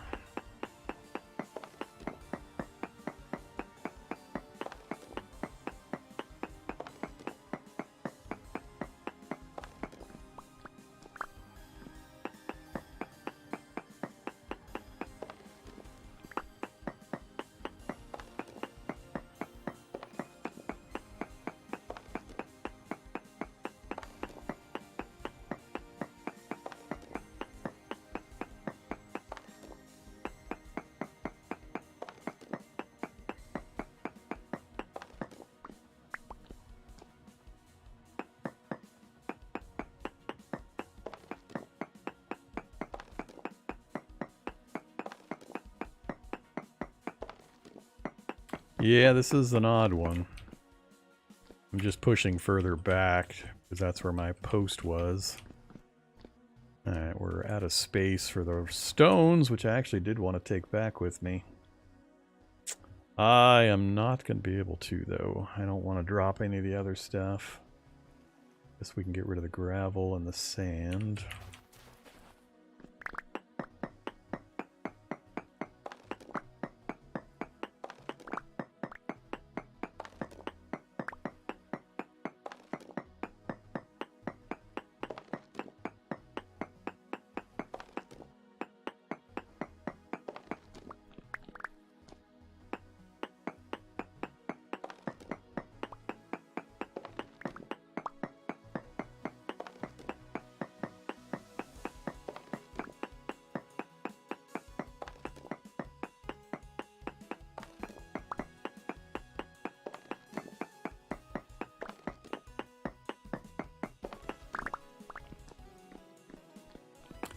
This is kind of an odd one.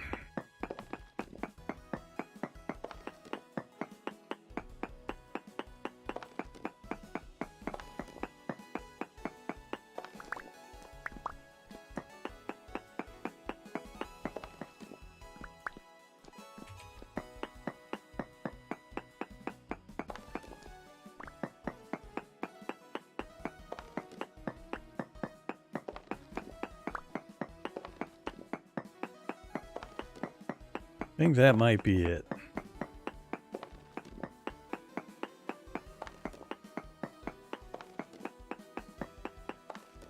Yeah, I think that's it.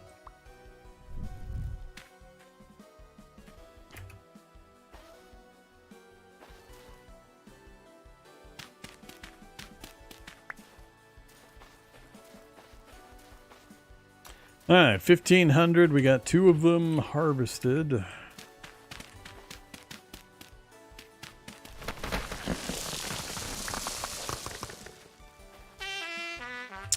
Yeah.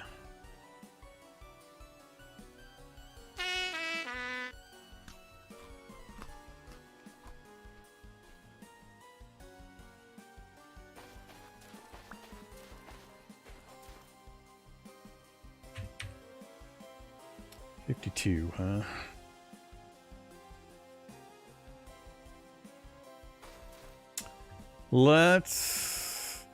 I think I'm going to roll back towards home. We'll come out again another time. I can't remember if I left another marker over there. I thought I'd made a copper find a little earlier than when we found the trader wagon. That trader wagon had a damn bed. I'd sleep there for the night and stay in the area.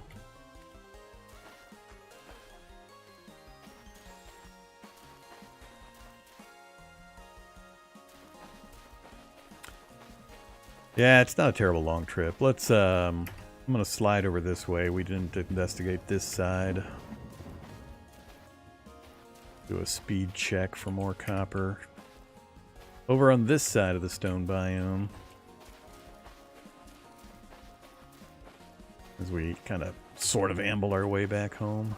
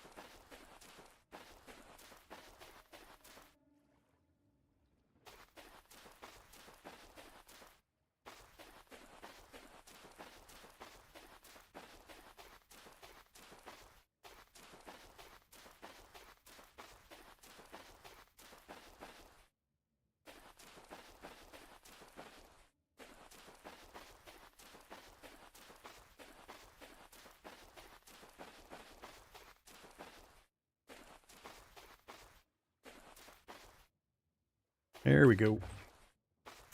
Nice. 1,700. 1,500.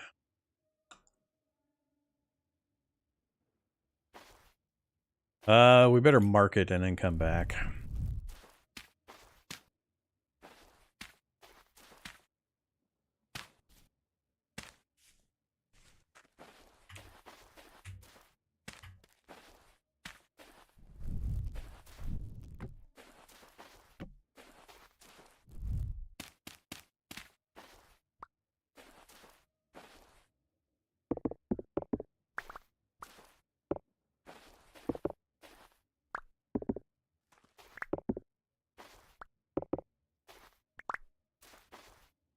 I'm leaving a few to kind of define the outer limits of the field.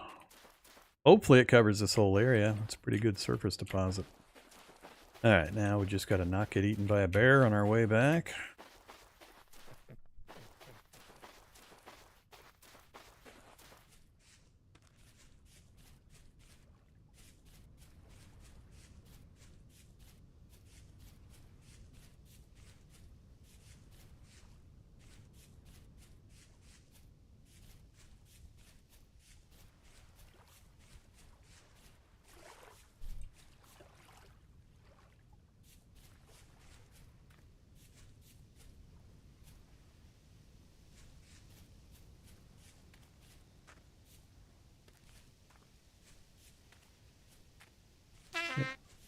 This is the part of the trip I dread. Up, down. Oh, crap. Doggies. I don't fear doggies as nearly as much as that damn brown bear.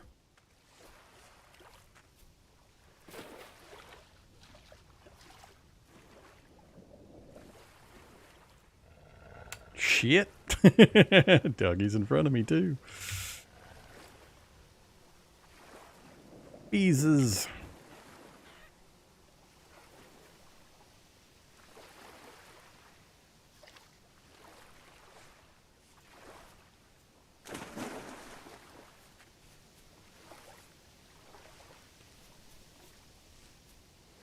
And about lost track of where I am.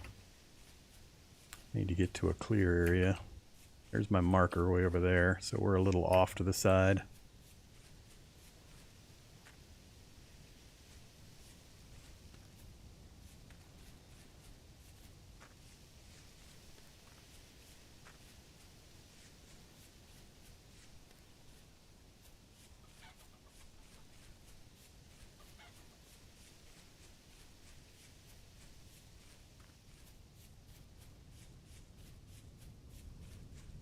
There we are. Doo-doo-doo.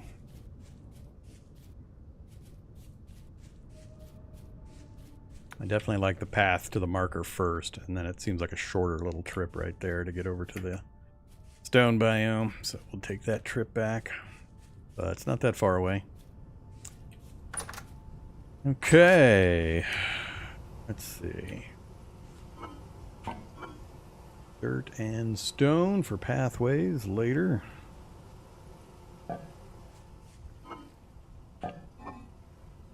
Oh, we hit 20. But do I pull fuse aside from my bucket?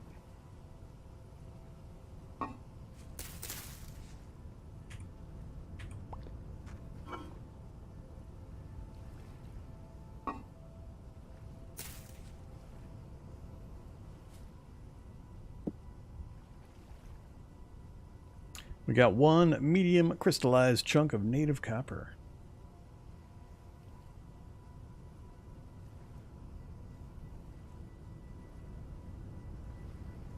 8 whole pieces instead of 5.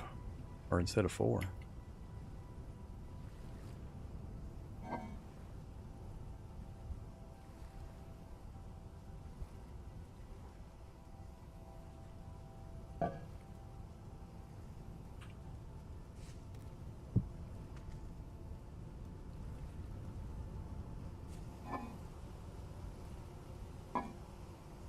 Alright, that's it for unloading.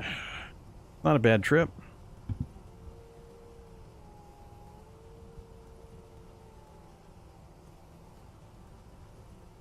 Yeah, we took down one redwood earlier.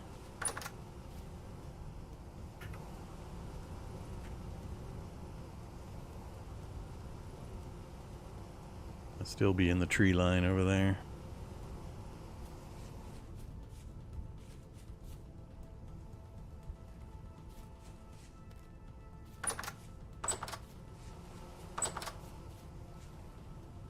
Alright, so we're up to not quite 3 full stacks of nuggets. So we have enough to do the anvil. Maybe enough to get a few tools built off of it. You got bees early. This is the most bee-heavy area I have ever seen. We've got bees, bees, bees, bees, bees, bees, and I mean like right at the tree line where I'm pointing. So many bees. We just keep coming across new bees. And oh, there's also a bee over there. It's about 400 feet high over in the redwoods. I did not try to get that one, but we got so many bees over here. So yeah, the bees are not a problem. I just need to get the anvil down, get the saw, get the boards, get the apiary up, get the farm up, and then I can get back to the real business. So we've got 3 full stacks, and we've got what looks like a pretty good field of copper still over there that we can go after. So I think we're pretty safe to go ahead and do the anvil. A dog treat for Zombie Doug. Alrighty, you asked for it. Here comes Megazorg Zombie Doug.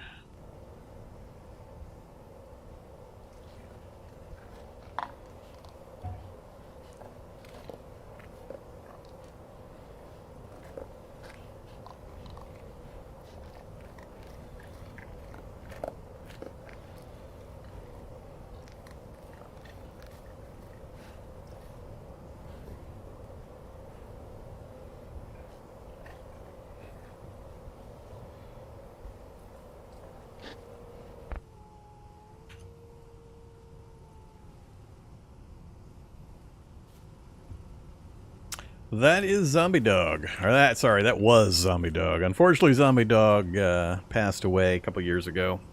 But for the first 4 or 5 years of the channel, he was our channel mascot. Viewers could spend channel points to have me give him treats. Now it's a memorial for Zombie Dog.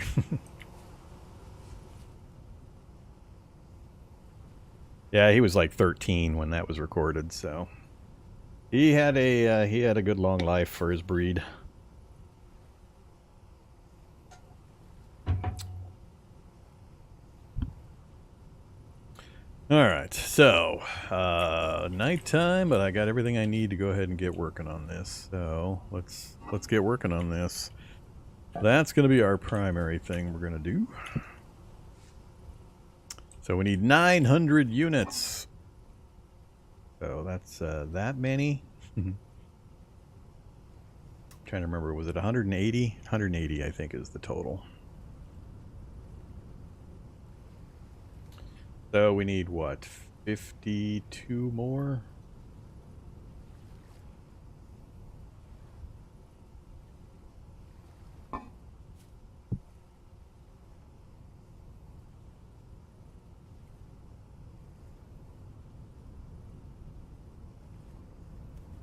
$900 units. All right, so that leaves me with what is that? 6, 7, 8, 9 tools worth that we could make. Every 20 of these is a tool. So that would be a little over 6, and then 3 more. So 9 tools that we could make with our immediate supply. So I would definitely want to go get that other option. Nah, these are empty crocks for me to put food in eventually. They're not sealed yet. No food in them. Alright, let's fire this thing up.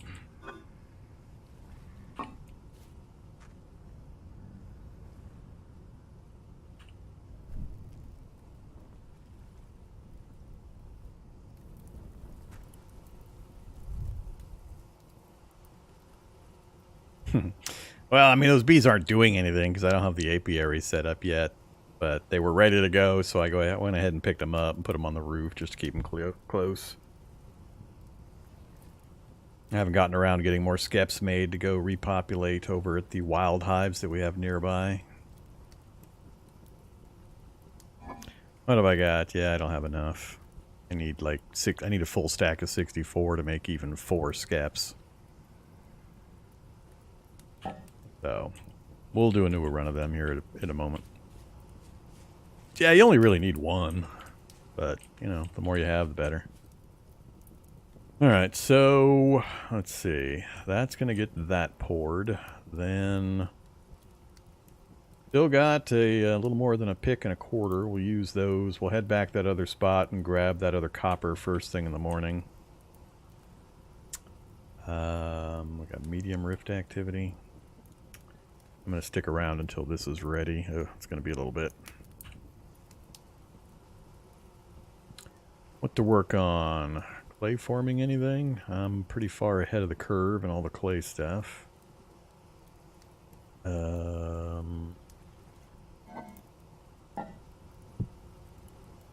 So we've already got 2 ovens made. We've got pots, bowls, crocks. I will need more ingot molds eventually, but I'm not too worried about those. We've got a ton of vessels. I've got all the... Oh, I haven't done... Did I do the pro pick yet? I don't remember. Did I... Pickaxe, hammer, shovel, axe. I have not done the pro pick yet. Ooh, bad Vormithrax. That was silly. How did I not do the pro pick?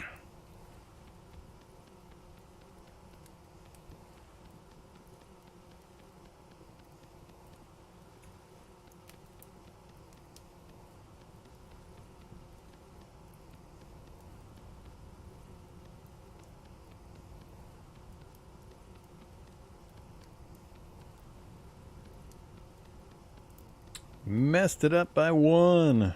Oh. Such a loser. Ah, 2! Alright, so now we've got the pro pick done. I'm not going to worry about a hoe. I'll just use stone hoes for farming. I think that's it, other than I'm going to do 1 more pickaxe mold.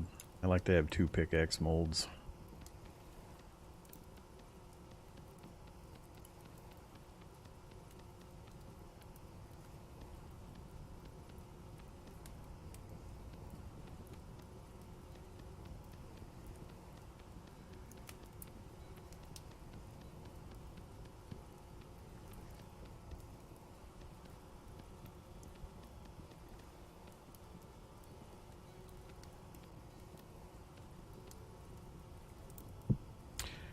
Alright.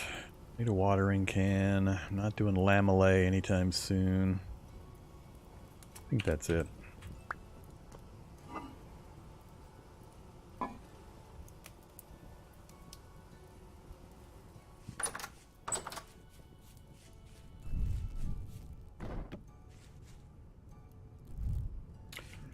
Hey, bad guy. As soon as I step outside, all of a sudden there's 3, 4 guys right there.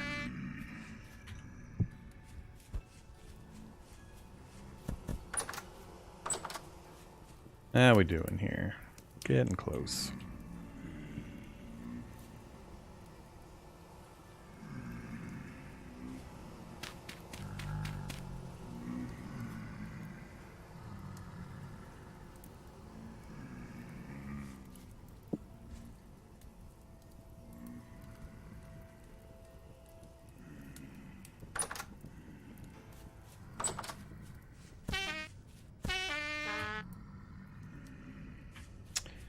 Too close. I'm not going to be able to get that done until morning.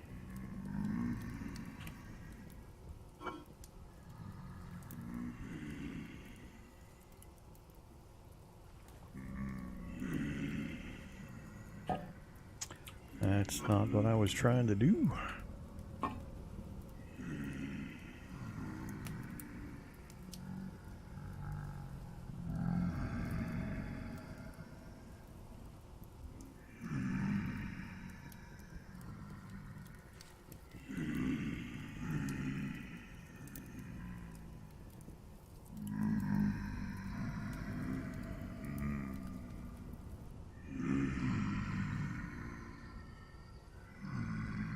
Uh-oh. Oof, close.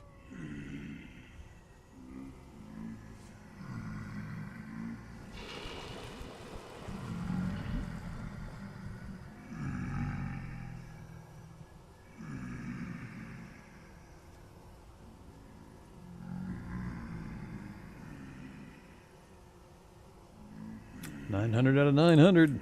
All right. That's a big thing, getting that done. Okay. Now that I don't have to wait for that.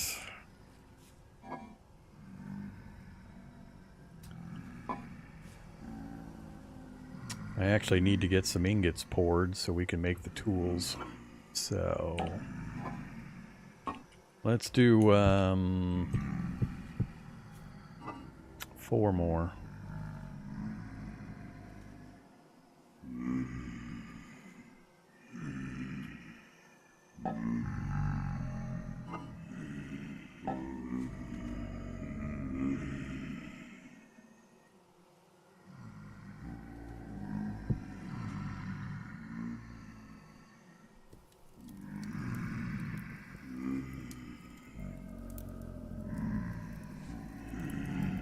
So we'll get those poured, and then we'll be ready to go ahead and hammer those out. I do need to put together a forge.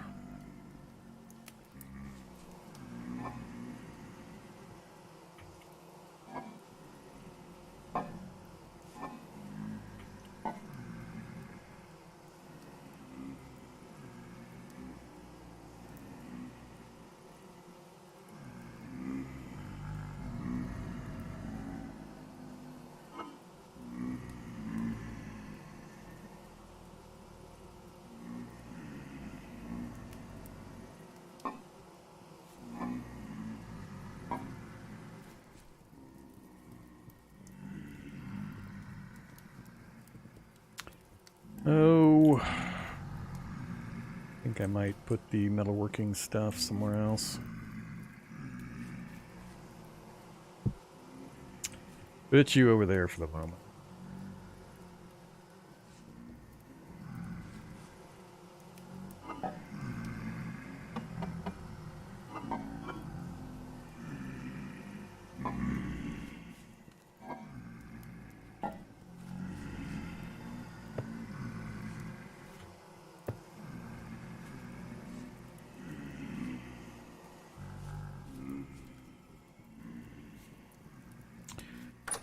O'clock.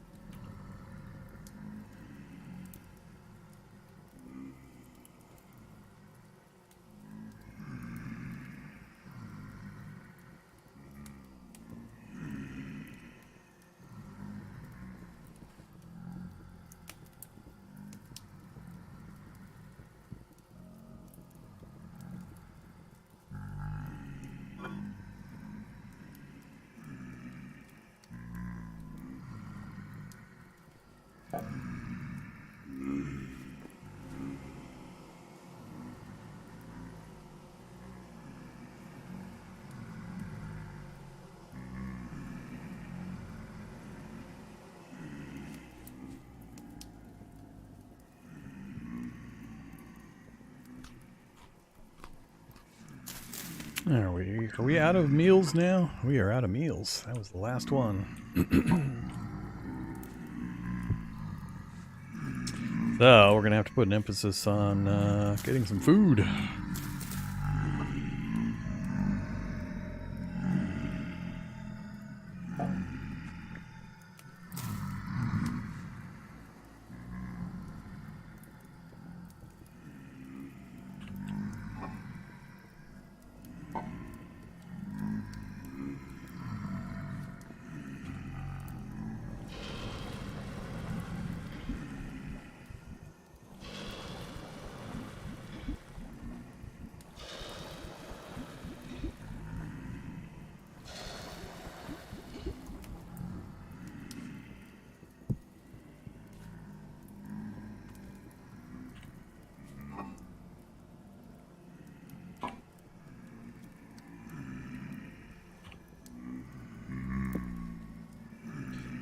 Okay. 3 o'clock, huh? Pretty soon we'll be able to get rid of the drifters. It's just not quite light yet. Still got a ways to go for that to cool. But we need that to cool and that to cool. Then we have to reheat those. Actually, do I have to? Yeah, I have to reheat those.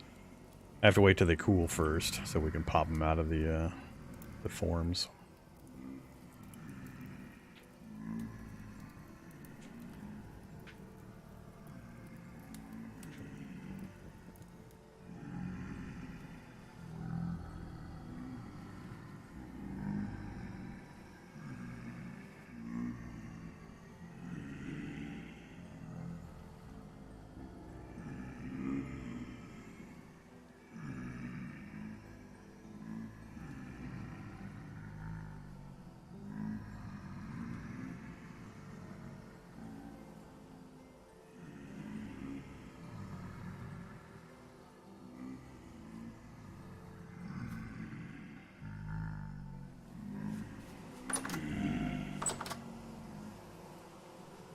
Not quite light enough. We're gonna have to go hunting, so I guess I'll grab some spears.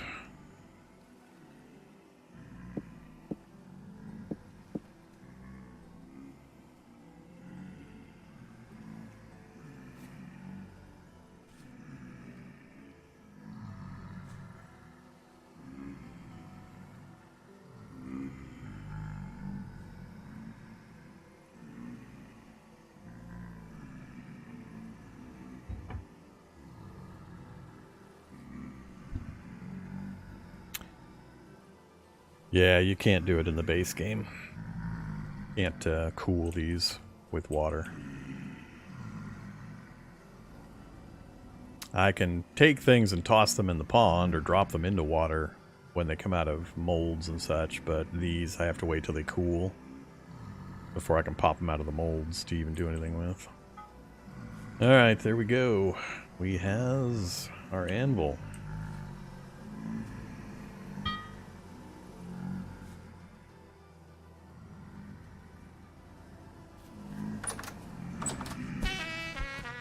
Alright, let's...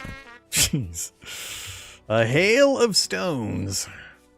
So if you just run away from your base and then run back, as long as the light level's high enough, all of the drifters will disappear. See if we got far enough and or if the light level's high enough.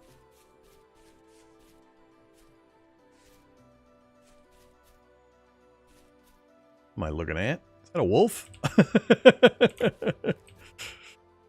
This sure looks like a wolf staring at me there. Yep, that's him. Alright.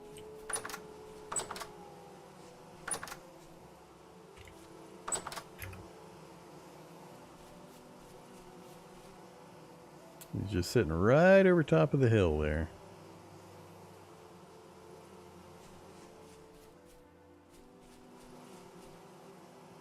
I don't really want to kill a wolf.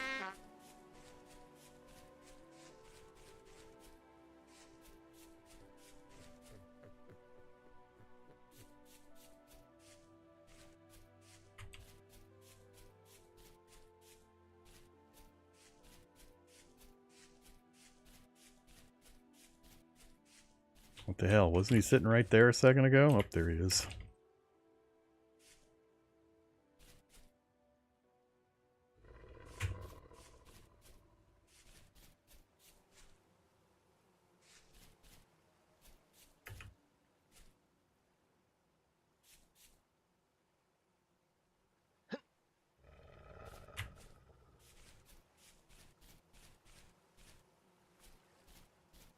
I hate having them be up on the hill like that.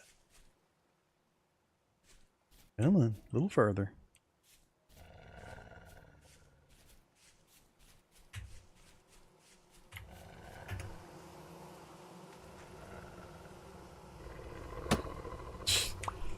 Love it. Come on now.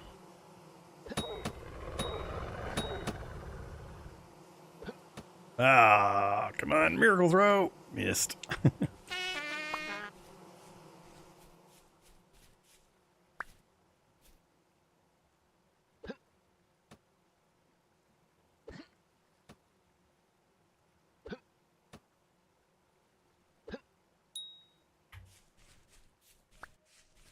Alright, that problem's taken care of.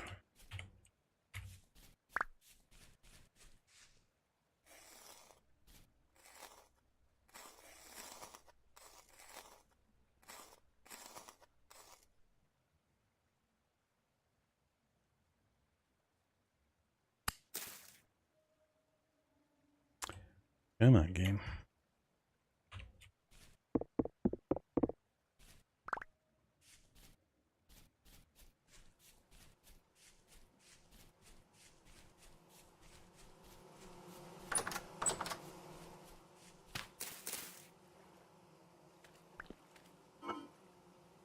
Hook you up later.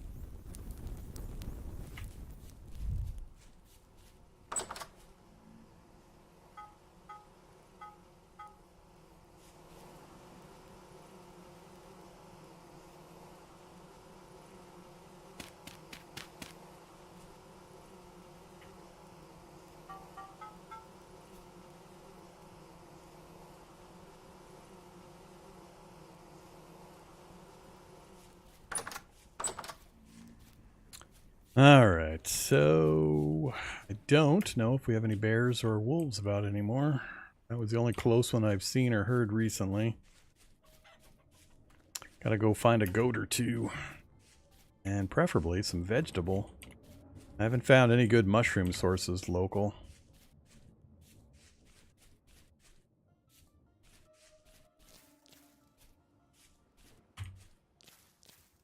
Well, there's the fruit we need for our meal. Remember we had some goats back here. Chickens.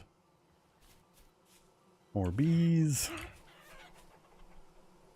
Lots of chickens.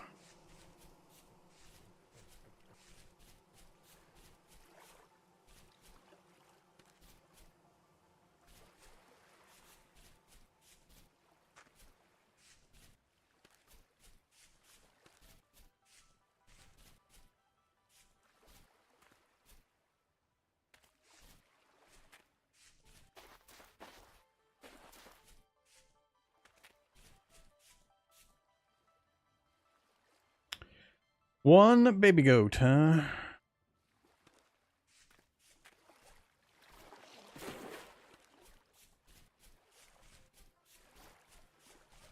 That is not enough.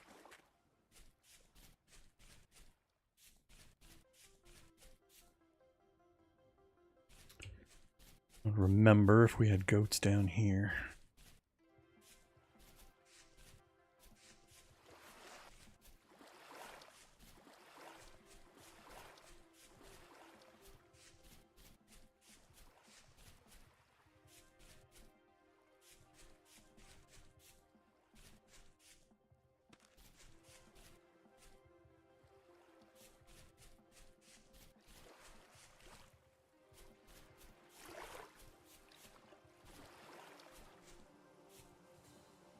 And more bees.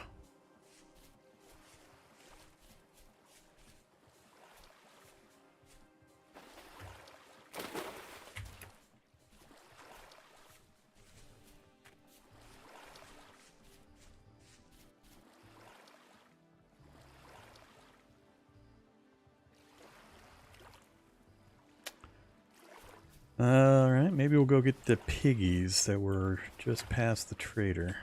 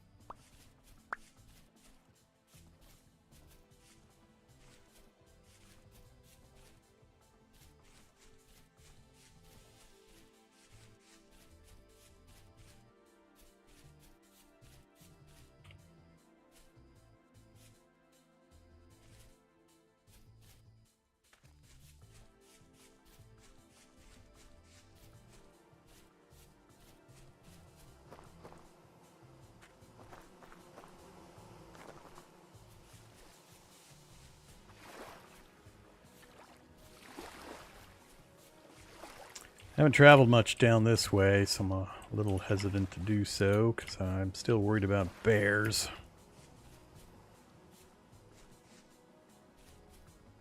Ah, too thick. Can't see.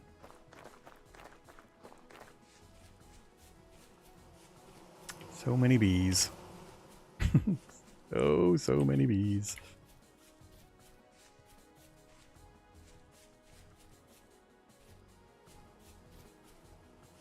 More bees here. There's more bees right there. Place is just swarming with bees.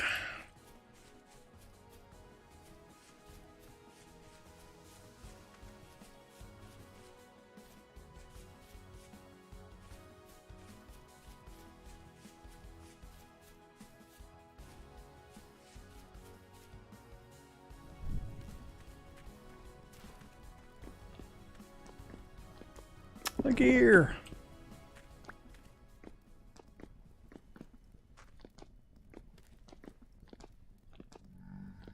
And then it gets scary.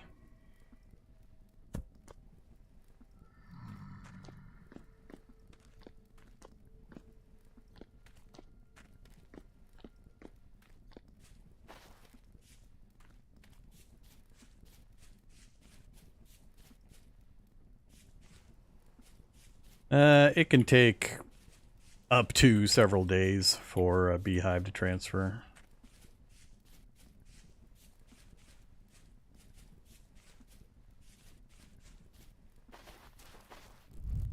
Alright, we had some pigs back here somewhere.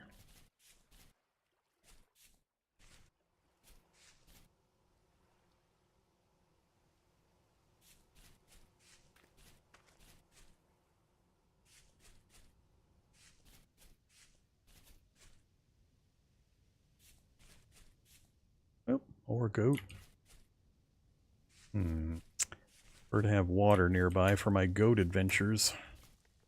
Pesky things are pretty fast.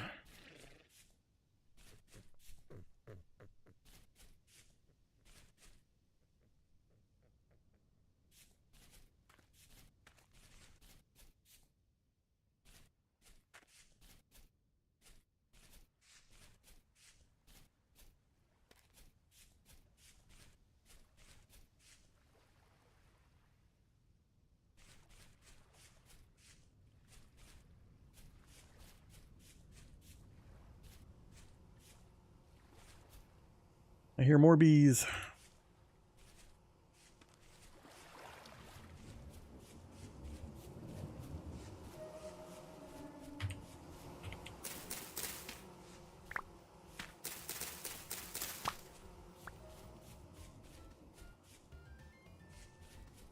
Goats, but water.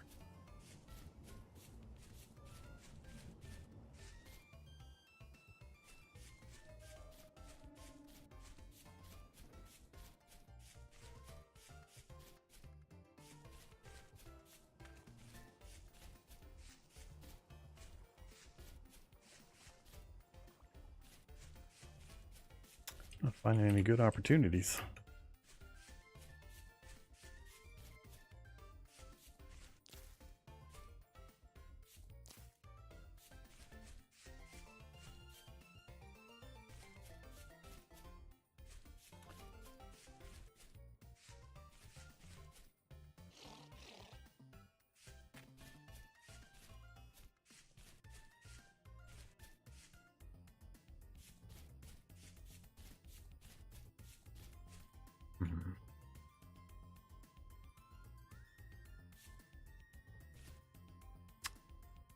That's that.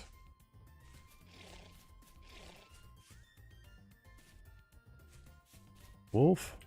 Bear? Can't quite tell.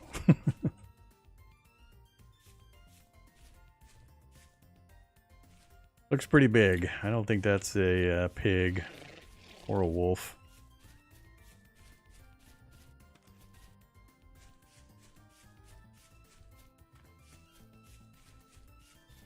I end up spending the entire day sprinting around just looking for a good opportunity to get... I got very little space. Good opportunity to get some meat.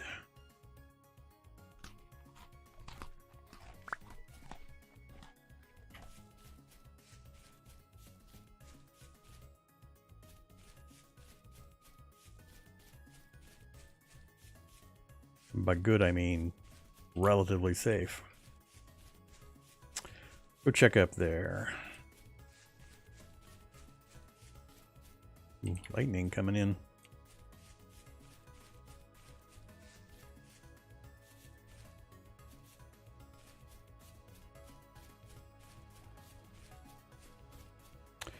There's the water I'd like to use. If we can get any goats nearby, pull them into the water to kill.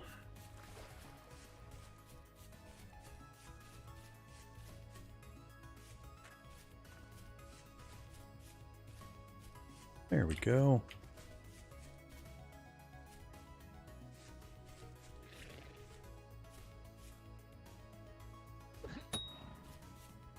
I have a hard time finding that that spear. Yeah, this is a terrible spot to try to do this. End up with a goat right in my face. Crap. I don't know where he's at.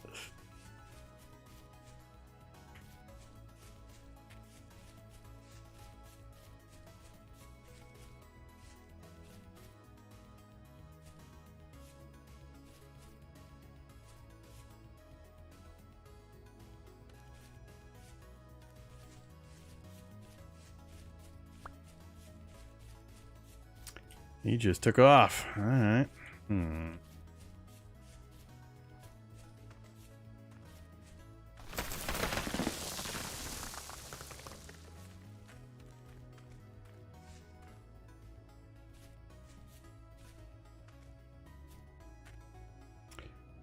Yeah, this is a terrible spot.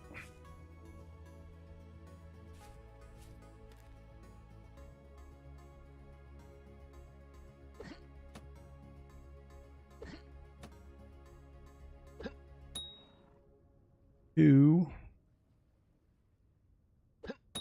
3, 4. Oh, damn it. Now I'm out. He's not quite dead. I think I need one more hit on him.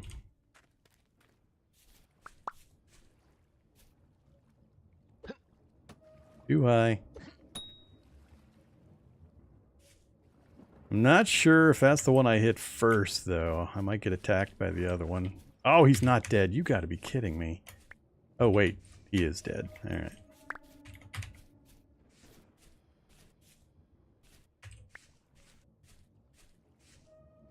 Yeah, I think... Oh, nope, he isn't dead.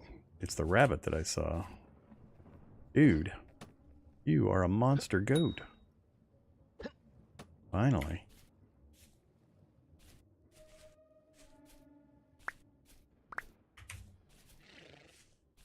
Mama goat's not hostile? Alright, cool.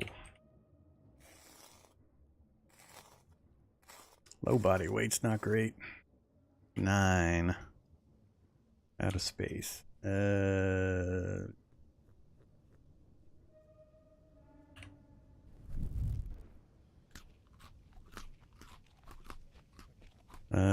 like them both, actually. Buy 1 carrot. Damn it! I said goodbye. Do we go with 9? I think I'm just going to go with the 9.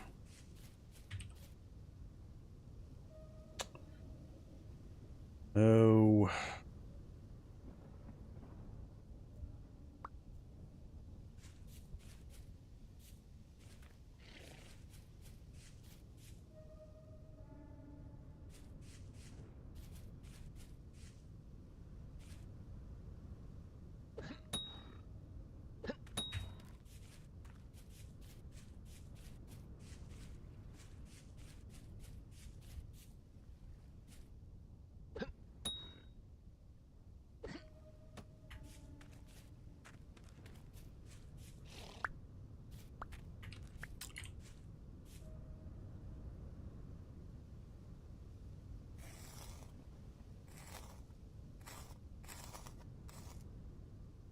Nine and 10.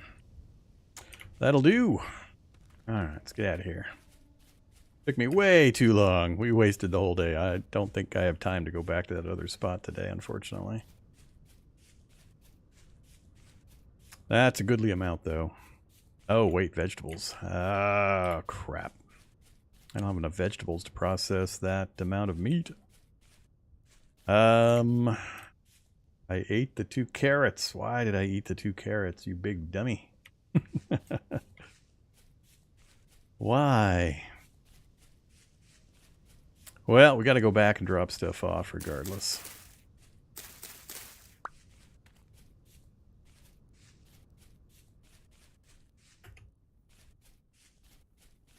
And here comes a heavy temporal storm. Yeah, that pretty much puts paid taking any trips.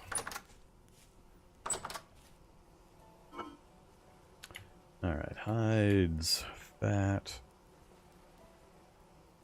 Didn't scoop up the bones. Let's put you away for now. I got 5, huh? So we're 1 meat short of doing 4. Let's see.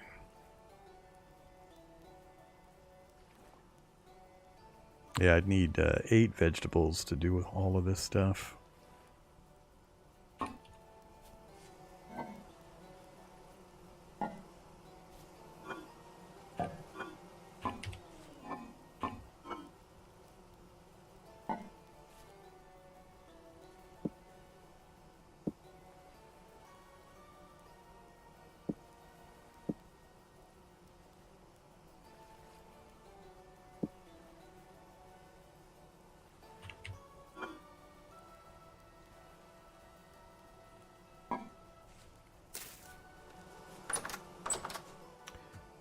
Minutes. It'll be about dark by the time the storm hits. We'll be able to sleep through the storm, so at least this storm's not inconveniencing me horribly.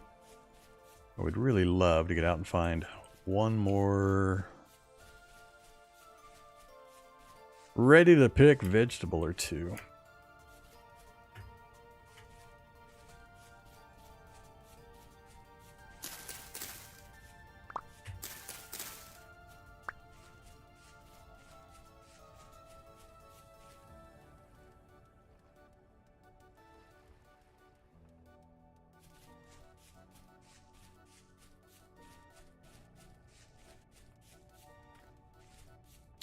Where are you, veggies? Gotta be something that's either ripened or shown up. Or that I missed earlier.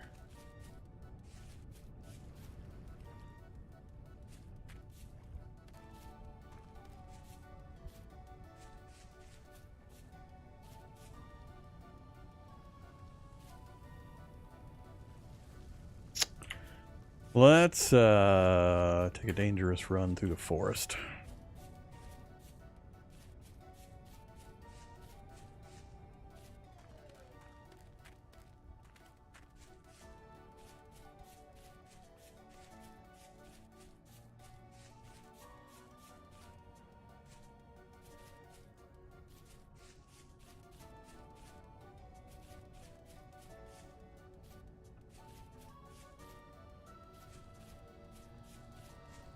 Oh, not ready to pick yet.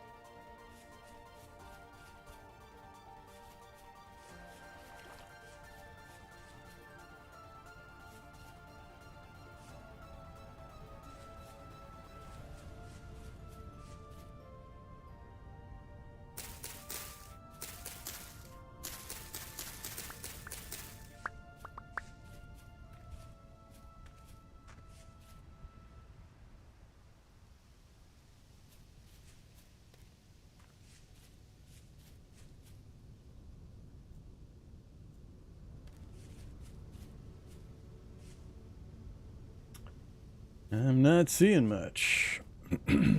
Oh, mushrooms! No, not mushrooms. Damn it, boulders. I thought those were the puff caps. I got fooled.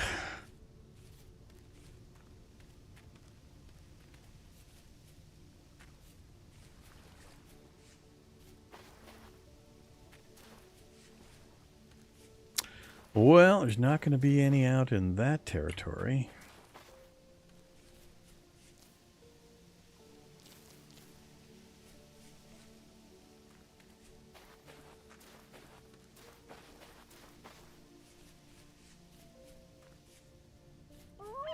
Oh, shit. He's close.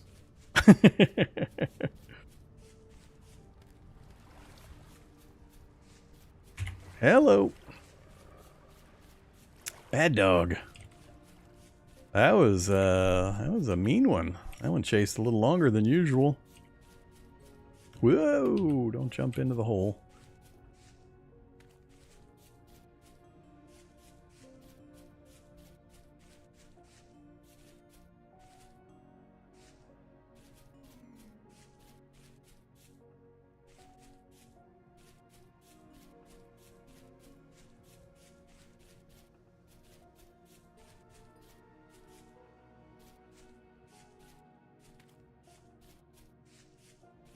Yeah, the lack of mushrooms this area is probably the thing I'm going to miss the most until we get our crops rolling.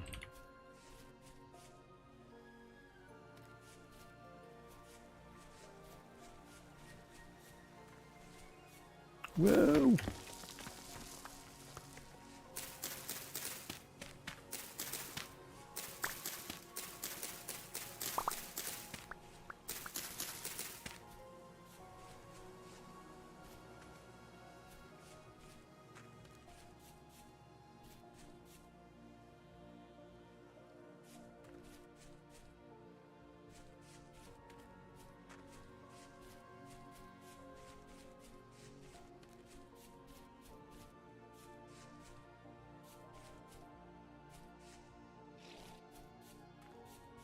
A whole bunch of not quite readies.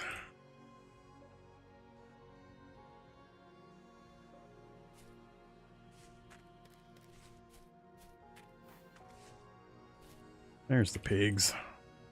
They were up here somewhere.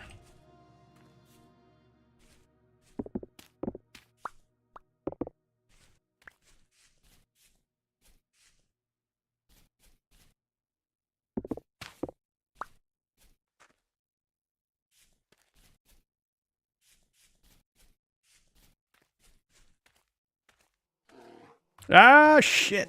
Please don't be a brown bear. Please don't be a brown bear. Please don't be a brown bear.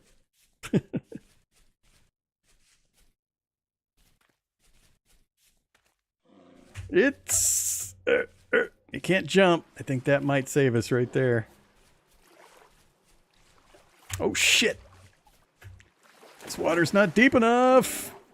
There we go. Oh, shit. That wasn't enough. Oh, crap.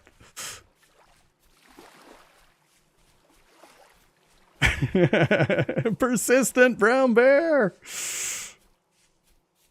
What I don't want to do is get on a flat straightaway with the brown bear right behind me still.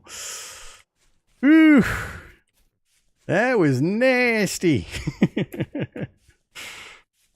Oh, man. Come on, carrots. Something. Any kind of vegetable or a mushroom. Gonna run out of light. How about the tree mushrooms? Dryad saddle. Are you edible? And is there more than a few? You're edible. Not enough of you though.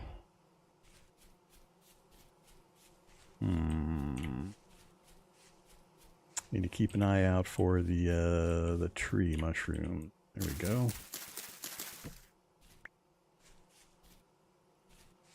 Few more of those would be nice. Ah, mature carrots. Growing and mature. That's gonna help. 6 and 2. Unfortunately, we need the same material. So 2 more dryad and 2 more carrots would be perfect. And we got wolves back there somewhere.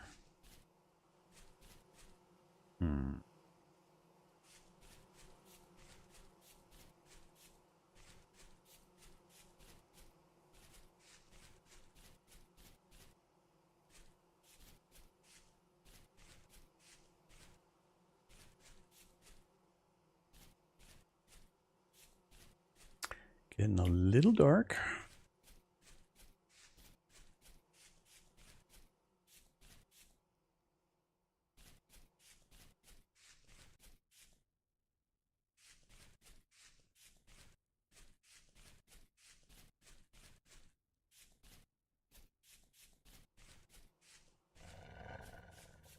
More doggies.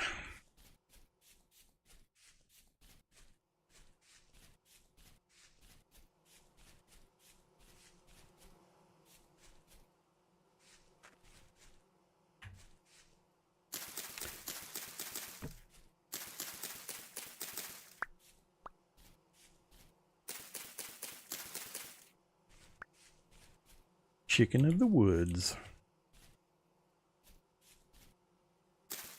Bearded tooth. I'll leave that one alone. Getting a little tough to see in here. Of course, more bearded tooth. Alright, guess we will check it out.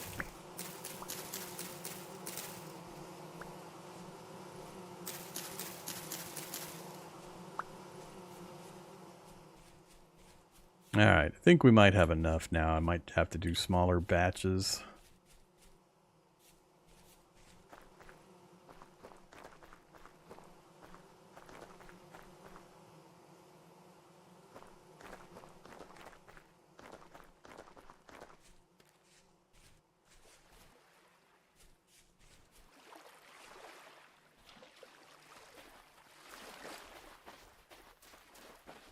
There's a pine tree.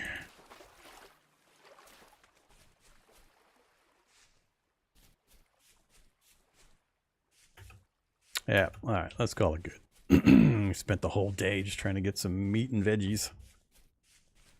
That should be enough for a fair few days, though.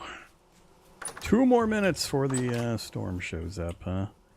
I think I'll wait until the morning to try to put the food together. First question, are all these things safe?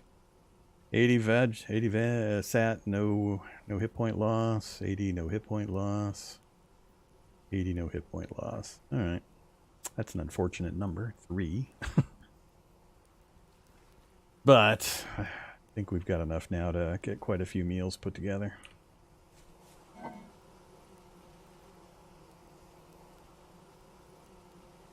Let's go ahead and store the grains for now.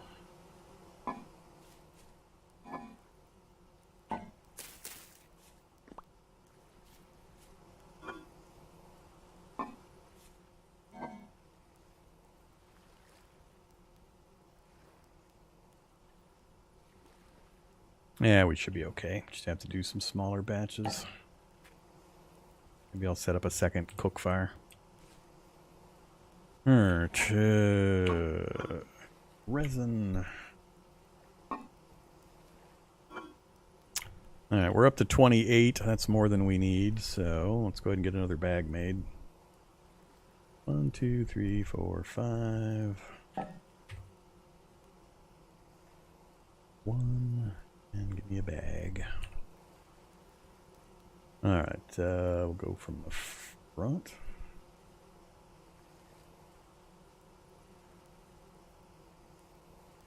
Goodbye, bag.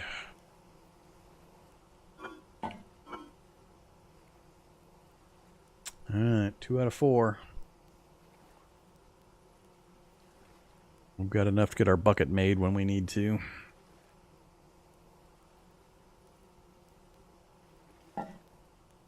Minute and a half. So it's gonna be sleep the storm away. That'll get us mostly to morning, shortly before sunrise. We'll do some cooking real quick for our trip. And then we'll take off to the other copper spot. Alright. I need to check up with chat. It's been a little while.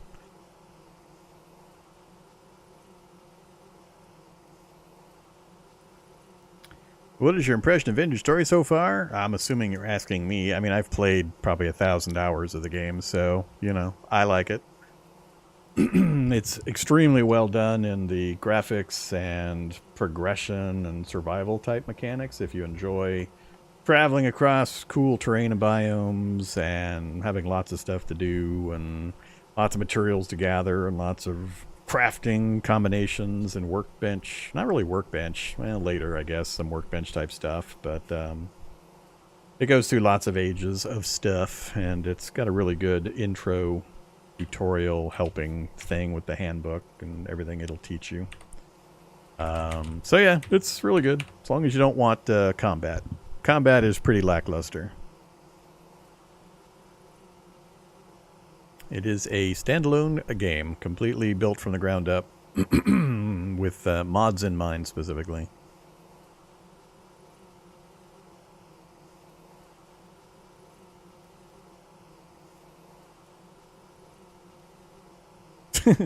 I love how everybody keeps mentioning killing the Ender Dragon as the goal in Minecraft. it's such a ham-fisted, tacked-on thing just to shut up all the people that kept asking, what's the goal of Minecraft? So Notch went, bam, dragon, here you go. You have an endgame. 5 minutes of effort. There you go, guys. You now have an endgame. Congrats.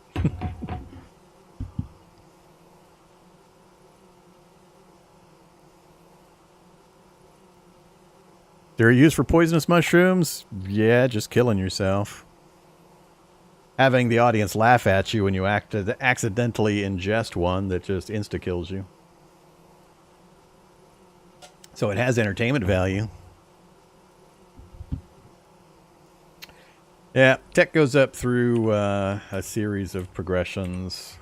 So if we go to progression guide, stone, pottery, early copper, which is where I'm at currently. And then you've got the late copper age. Well, I guess technically I'm in late copper because I've got the anvil, but we haven't made any of the things yet.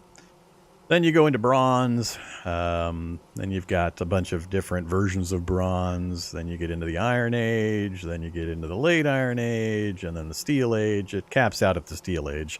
But when you get to the Iron and the Steel Ages, you're also dealing with windmills to generate mechanical power to run helve hammers and such, and you got bloomeries, and so there's some there's gears and axles and so on that you've got to figure out how to do in order to run some automated machinery. And that's about where it stops. But it would take you, it takes a really long time to get through to that age, that stages. So, and modding is super easy. Super easy. Here, let me save and leave real quick. I should probably save anyway, just to reload, clear out the memory. But literally for mods, it's built intentionally from the ground up with the intention of mods and mod people being very easily able to integrate. So there's just a website you can go to, and you can click on a single button, and it'll launch the game and actually install the mod for you. And you can just come in here and turn off or on any mods you want to run. And it's literally as simple as opening a mods folder, and then you can either just copy and drop the mod file, it's just a single file, drop it into the mod folder, or you can click the one button install and it'll do it all for you. So super easy to go with any of the mods. And there's quite a few mods out there. It's very active in the mod development stuff to add stuff to the game and change a few things. I generally stick pretty close to the vanilla game because that's what most new players are gonna see and play and so on. But here in a run or two, or possibly I'll wait for the 1.19 to drop into stable, and then I'll do a mod run, check out a bunch of the content mods that add stuff. I'm running 4 mods. They're just interface utility mods. One is that little indicator in the upper left that shows the time and date, which is the same info you can see on your character sheet here. The only thing it adds is right here. It tells you exactly when the storm's going to hit, which we're now going to skip right on past.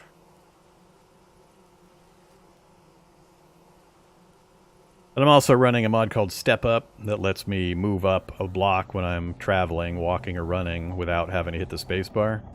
Just makes your step height just high enough that you can just walk up single block inclines.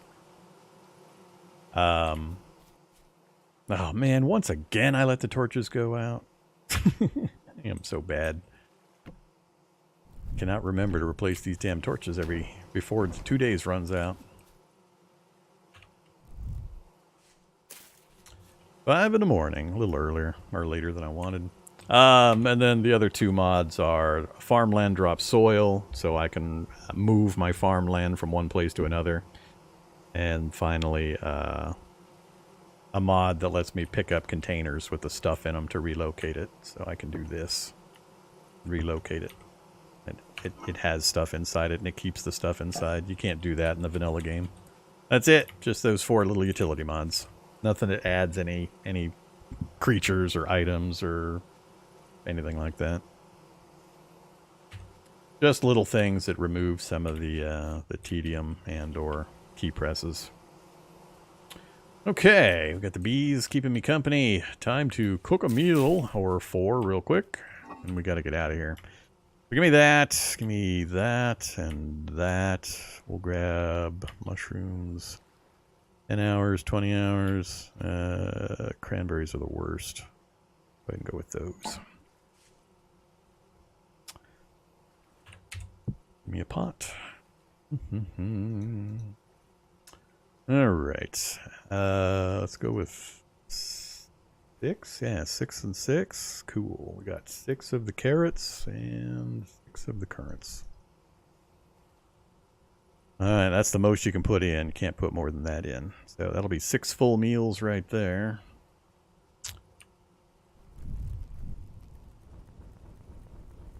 Oh, I don't have any wood or peat in the fire.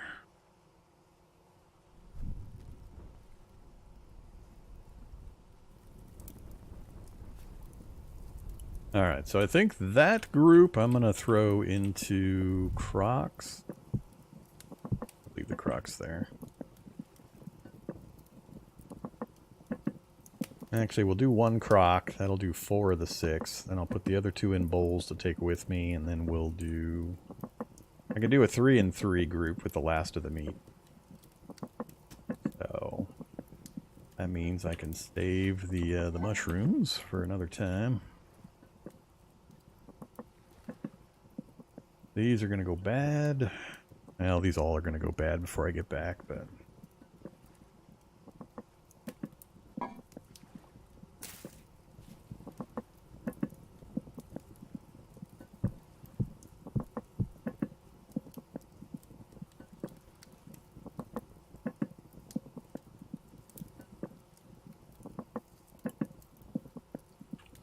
It's going to take a little while.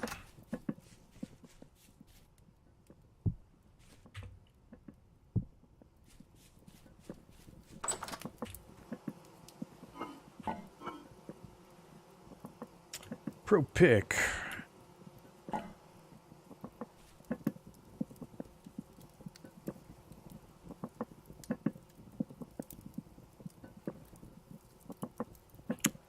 Taking forever. Either cozy.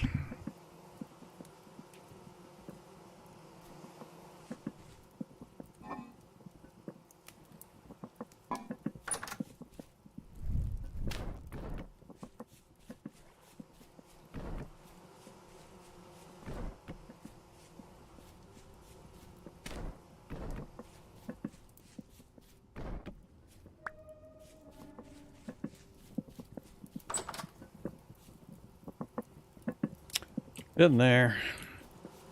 I'm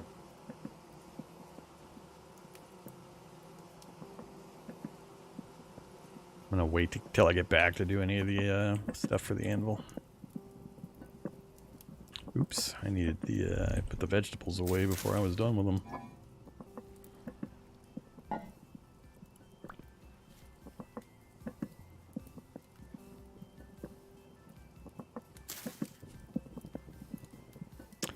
Urgh.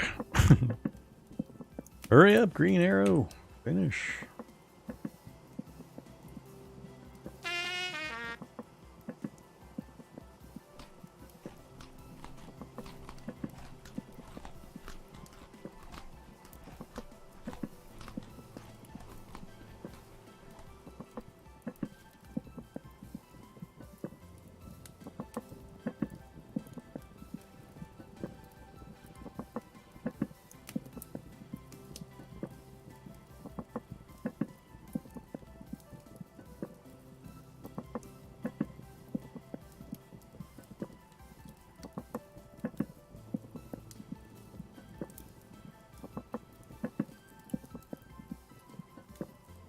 Oh, for new players? No, absolutely play the stable. Play the 1.18 stable. Don't play the beta. Beta's got some problems.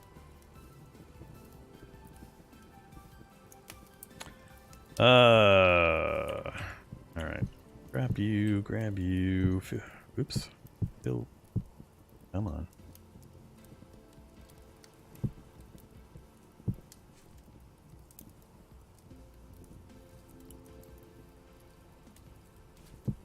Doing this in reverse. Doing it in reverse. Alright, so 4 servings of red meat stew. Good stuff. And we'll do you to take with me.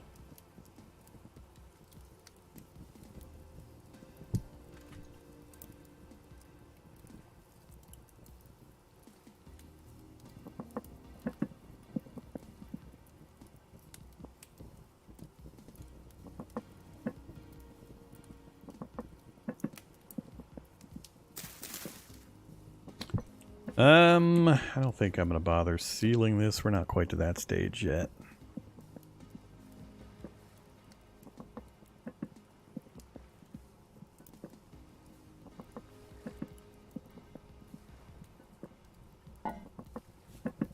Alright, that's going to get us 3 more. I think I'll just leave it in the pot and throw it in there.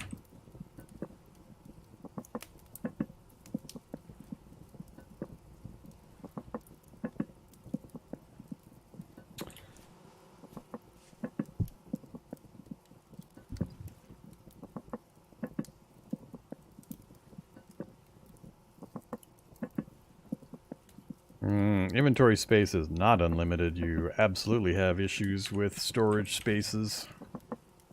Initially, you make these hand baskets out of cattails. You make 4 of them. Each one of them gives you 3 inventory slots up here. Then later, you can graduate to leather bags and or linen sacks and so on. Each stage you upgrade to gets you more slots per bag. That's how you increase the storage here. And then you're always going to need storage as well. And there's reed baskets you can make first. Then storage vessels, clay storage vessels are second. These you'll be using for a really long time. Mostly for their food storage bonuses. And then here pretty soon I'll be able to put together wooden chests. That'll do for the other types of storage. So storage is a thing. Part of the gameplay. Alright, so we're done cooking. We got all of the incidentals cooked up. I think we got like 1 red meat left. We got some travel meals. Actually, eat that now. Alright, so that'll get us back again. I want to get over and get that copper done. And then we can get back and get to work on base improvements, get the apiary up, get the farm started. Once those are down, then we're free to start doing other more interesting stuff. Alright, so pickaxe. Give me more dirt.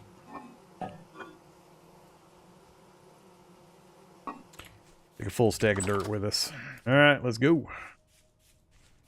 Going to that side of that hill and then kind of turning slightly to the left and going almost due north. We're going to hope for no bears. Oof, can't believe we got away from that brown bear. That was close. That thing didn't want to stop chasing.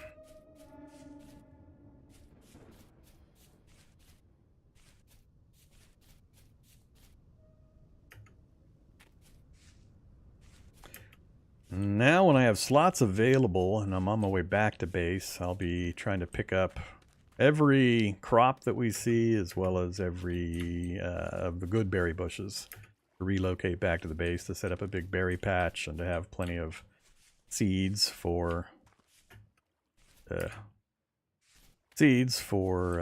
farming. I hear you.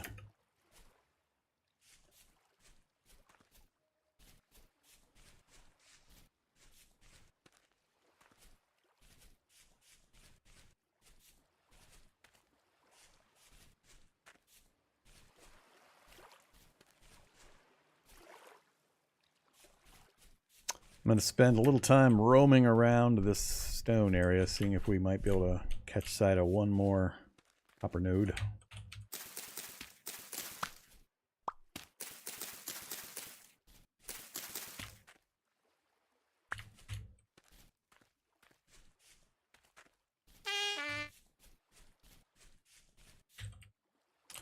One single mushroom. Taunting me with the one single mushroom.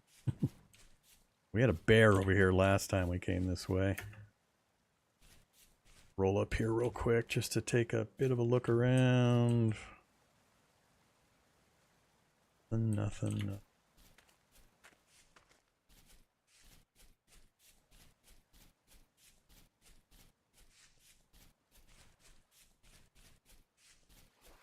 Oh, a second red wine cap.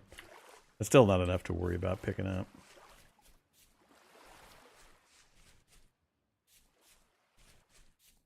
This is the kind of terrain where if I screw up and a bear does get close, I'm in big trouble. Because there's nothing for me to use to get any distance.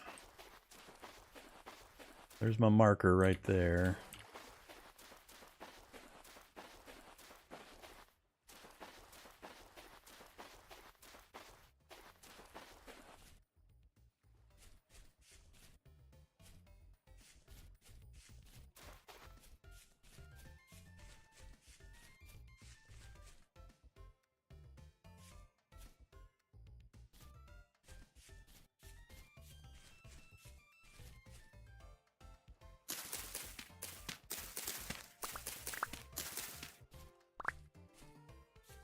Start the collection process for our next bag upgrade.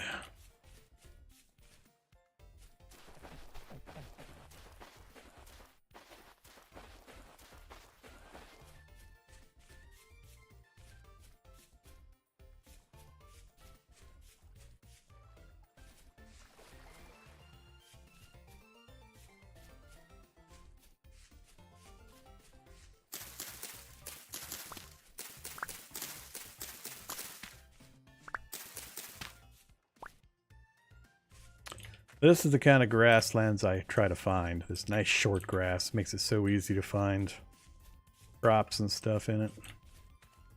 Alright, I think we've gone mostly through this area. Let's go get the mining done. We had a nice big copper deposit. At least the surface deposit was pretty widespread. I left the outer edges of it so you can kind of see how spread out it is around my post.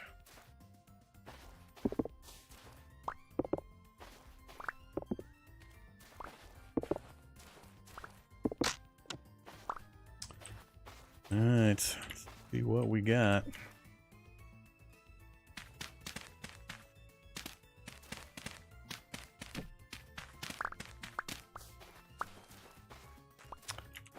Let's take out a few layers here.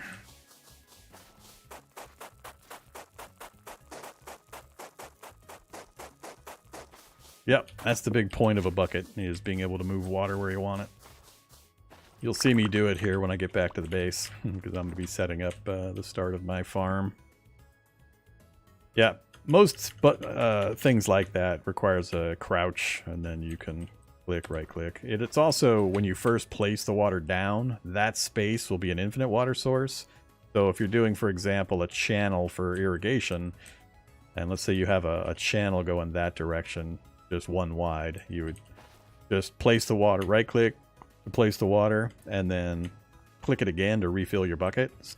Just step over one, right click to drop the water into the next spot, refill the bucket, do it again, because otherwise you end up with water generating here and then flowing down that way to fill in, but it's running water and it's not an infinite source. So I prefer to just go along the line and just right click, drop, right click, drop, right click, drop, right click, drop my way until it's all full of the infinite water spawns. You'll see what I mean when you do it. Well, that's not good news. And it's poor again! Damn it! 2 out of our 3 have been poor. That sucks. So once again, they're going to force me to dig out all of the stuff right on the surface. And then I also end up with poor quality. At least it's not 4 deep. It's only 2 deep.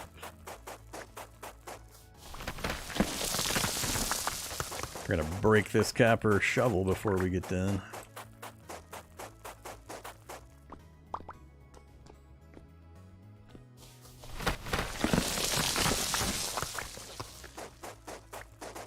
Maybe that's why it was so wide and scattered, because they knew it was going to be poor.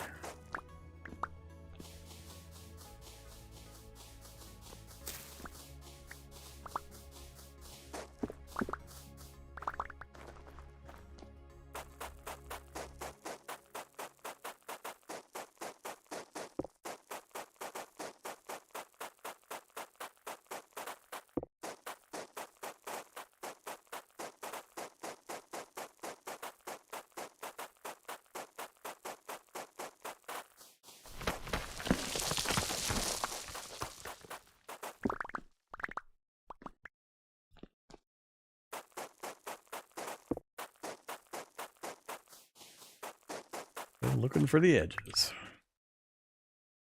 I think that might be it.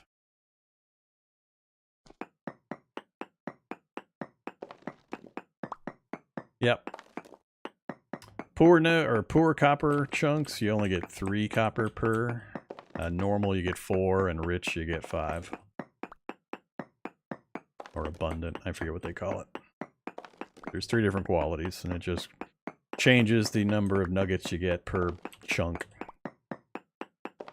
But it's possible to get a poor chunk, or I mean poor copper, but it'd be a large area and it evens out a bit. Just like you can have a rich one that's only got 5 blocks and then you're sad. So it can vary. This one's not terribly big, so we're not going to get a huge return out of it. We're definitely going to need at least 1 more before I'm kind of happy with the amount we've got on hand and I can go really putting tools together. Oops, wrong one.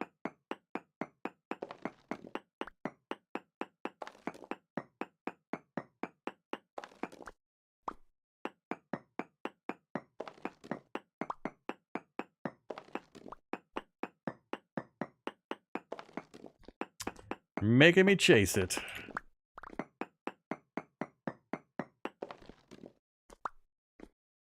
Okay.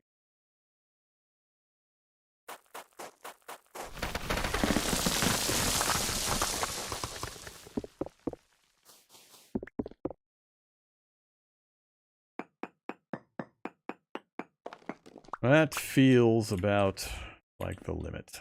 Doubt it's going to be anywhere else. And it would have been slanting from here downward, I think.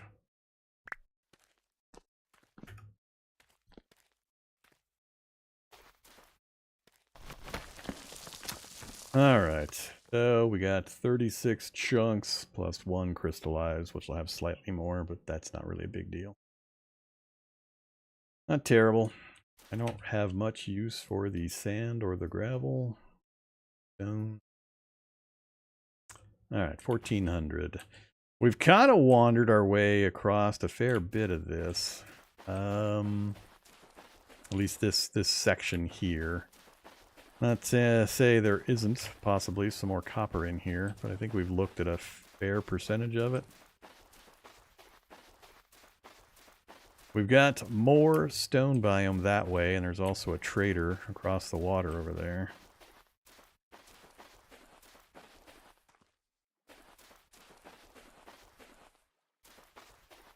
So, I don't have a huge amount of time. I think I'm going to cross over there, take a quick look around, and then come back. I can't remember if I marked any copper on the other side.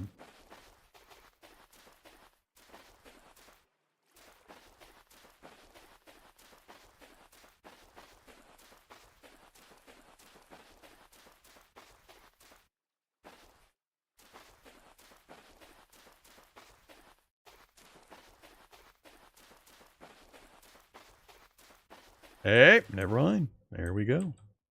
Why I love these kinds of biomes, and I always insist on having one nearby. We might have time to dig this out.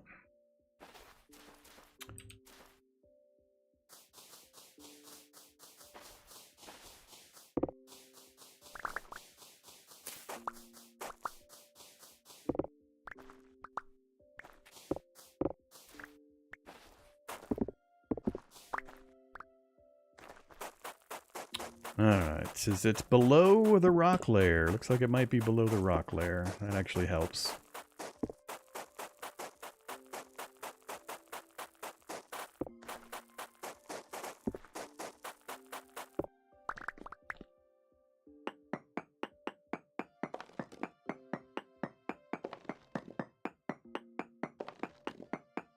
This way I don't have to keep digging sand,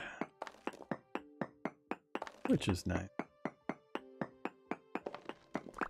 What do we got? Survey says medium. Cool. At least it's not more poor.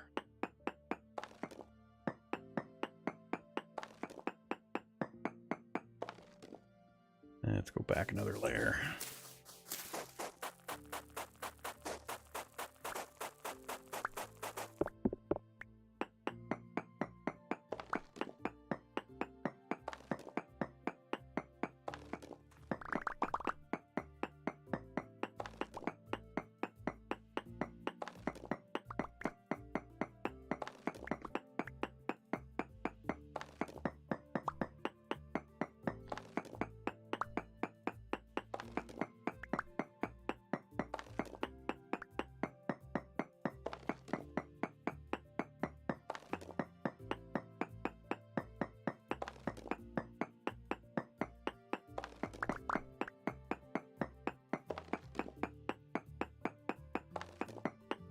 After this trip, we'll always bring a pro pick with us, so we'll know when we've mined everything out. It won't be as much of a mystery.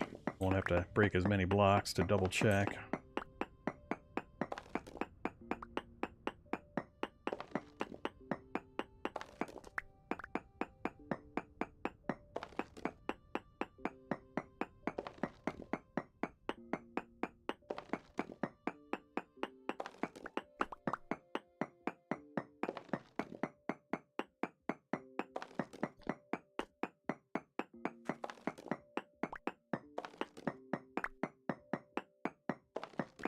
Decent sized node.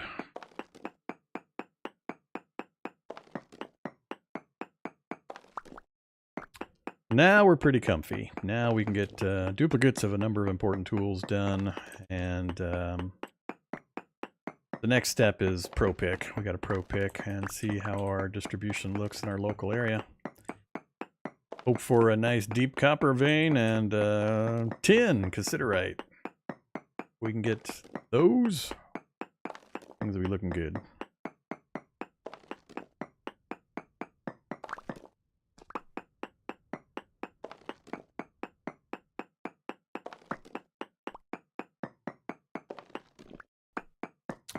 Last couple.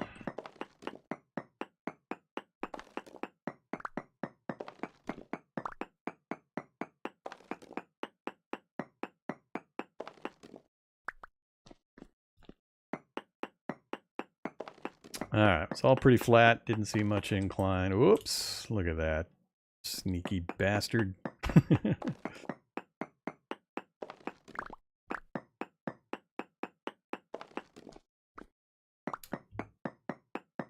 Did sneak a few up above.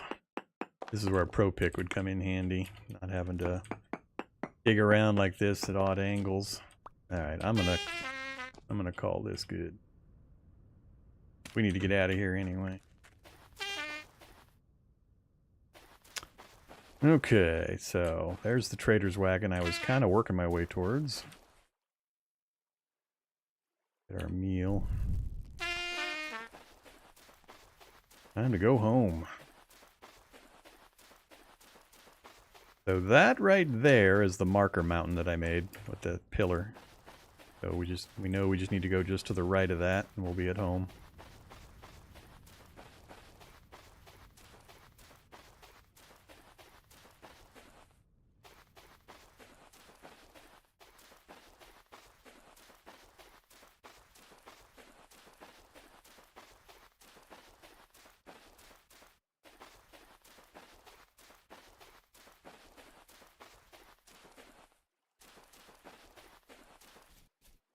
Last time I went a little to the right early, and I think it made my trip a little harder, a little more dangerous. So let's aim for kind of up over the saddle here and see if we can have a little easier time of it.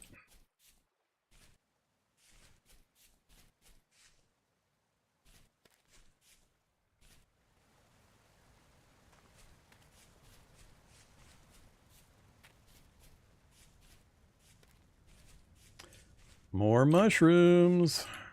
Do I have time for these? I don't have a knife. All right, we'll try to relocate or remember these. Pick them up next run. All right, I think that's the way we came in right there. So drop back down there.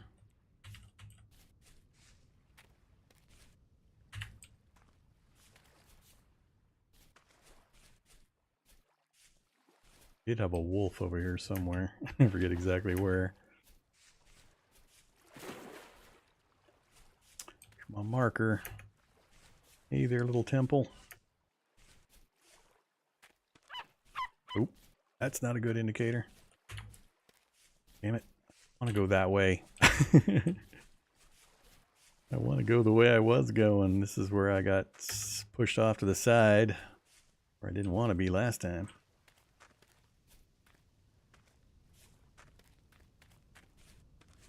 Nah, we're okay.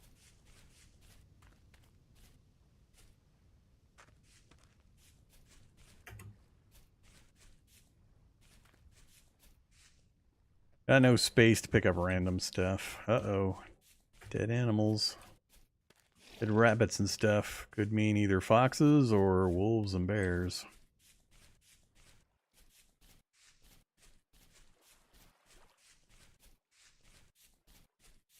Alright, we're good to go now.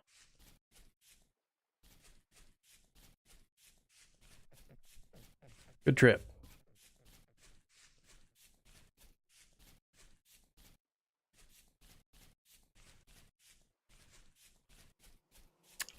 Nothing going on in the charcoal or the pit kiln to worry about. We replaced our torches in the morning. We got a few seeds. We're up to, what is that, 83 flax. That's a good start. We can get the flax and some turnip down. That would be great. And we're already at 12 again on our fibers. Let's see. Back over here.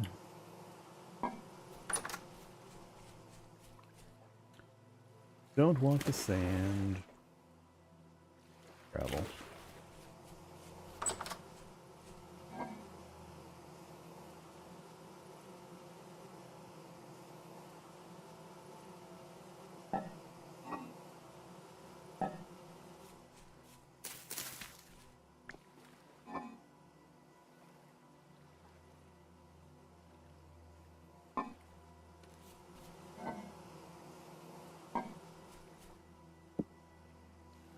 Alright, trying to break chunks.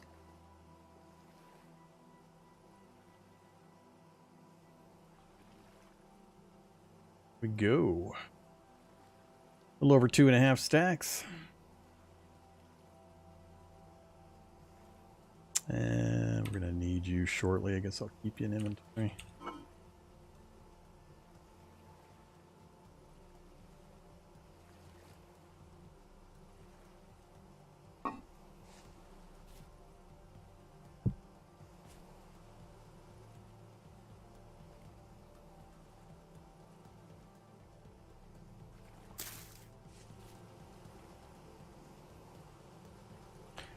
Alright, now we got stuff we got to get done. Time to start working on home base again.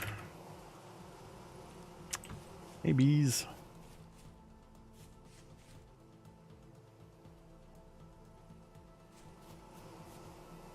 Need to get another marker, like right there.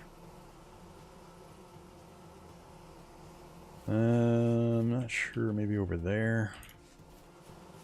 We'll see. Alright, don't see any enemies nearby.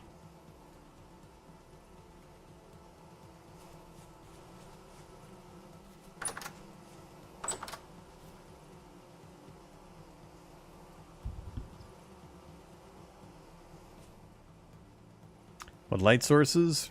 Torches. The progression is really torch. Then if you have plenty of fat around, you can... so here's a tip if you're not aware. You can point at anything and press the H key, and it'll bring up the handbook and give you the details on the item and also show everything you can make with that item.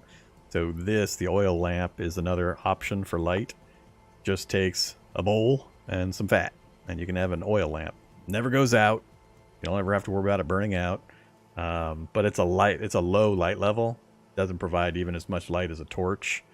And I generally don't make these just because there are other uses for fat that I consider more important. So I tend to not do these oil lamps. I just replace the torches. Torches last 2 days. As long as you remember to replace them within the 2 days, they're infinite as well. Just got to remember to replace them.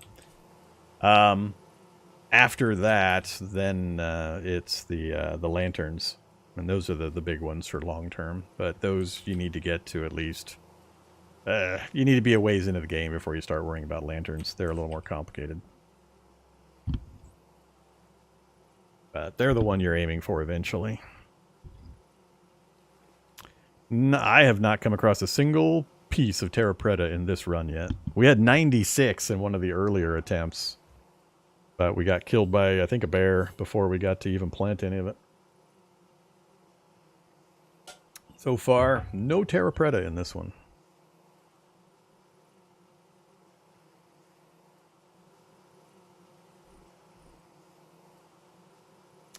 The type of soil is going to affect how quickly the crops grow. TerraFirma being the best, the highest quality you can get, period. Even later when you can manufacture fertilized soil, it's not as good as TerraFirma. Medium fert soil is what you're generally going to use for quite a while.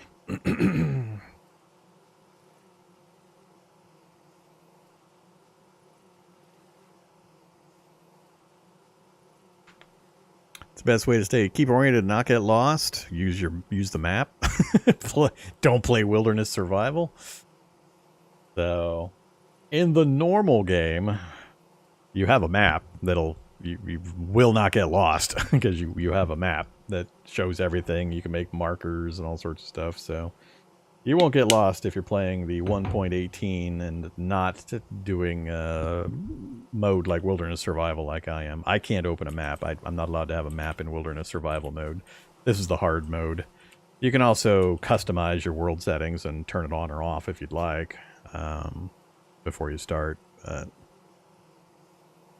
Yeah, torch holders are good for light as well. Torch holders, once you place them, you can put a torch in them, and the torch then becomes an infinite light source without ever burning out.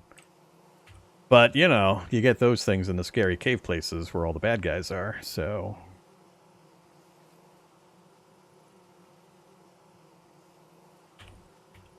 Let's see. Unfortunately, it's been about 4 hours. I'm going to need to take a break here and go get some lunch and do a few things. So I will... this is a good point to do it because we're right about to jump into a bunch of metalworking and getting the apiary set up and getting the farm started.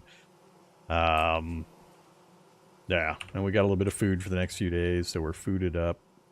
So we'll get a lot done. Once I get the apiary up and I get the farm started, we can just leave those alone and let them do their thing, and we'll be able to get a bunch of other more important stuff done, like pro picking. I'm anxious to get pro picking and see if we have any good spots nearby. So lots to do, but that'll have to be a little bit later. So I'm gonna bounce. As always, thanks everybody. Greatly appreciate you hanging out for some more vintage story.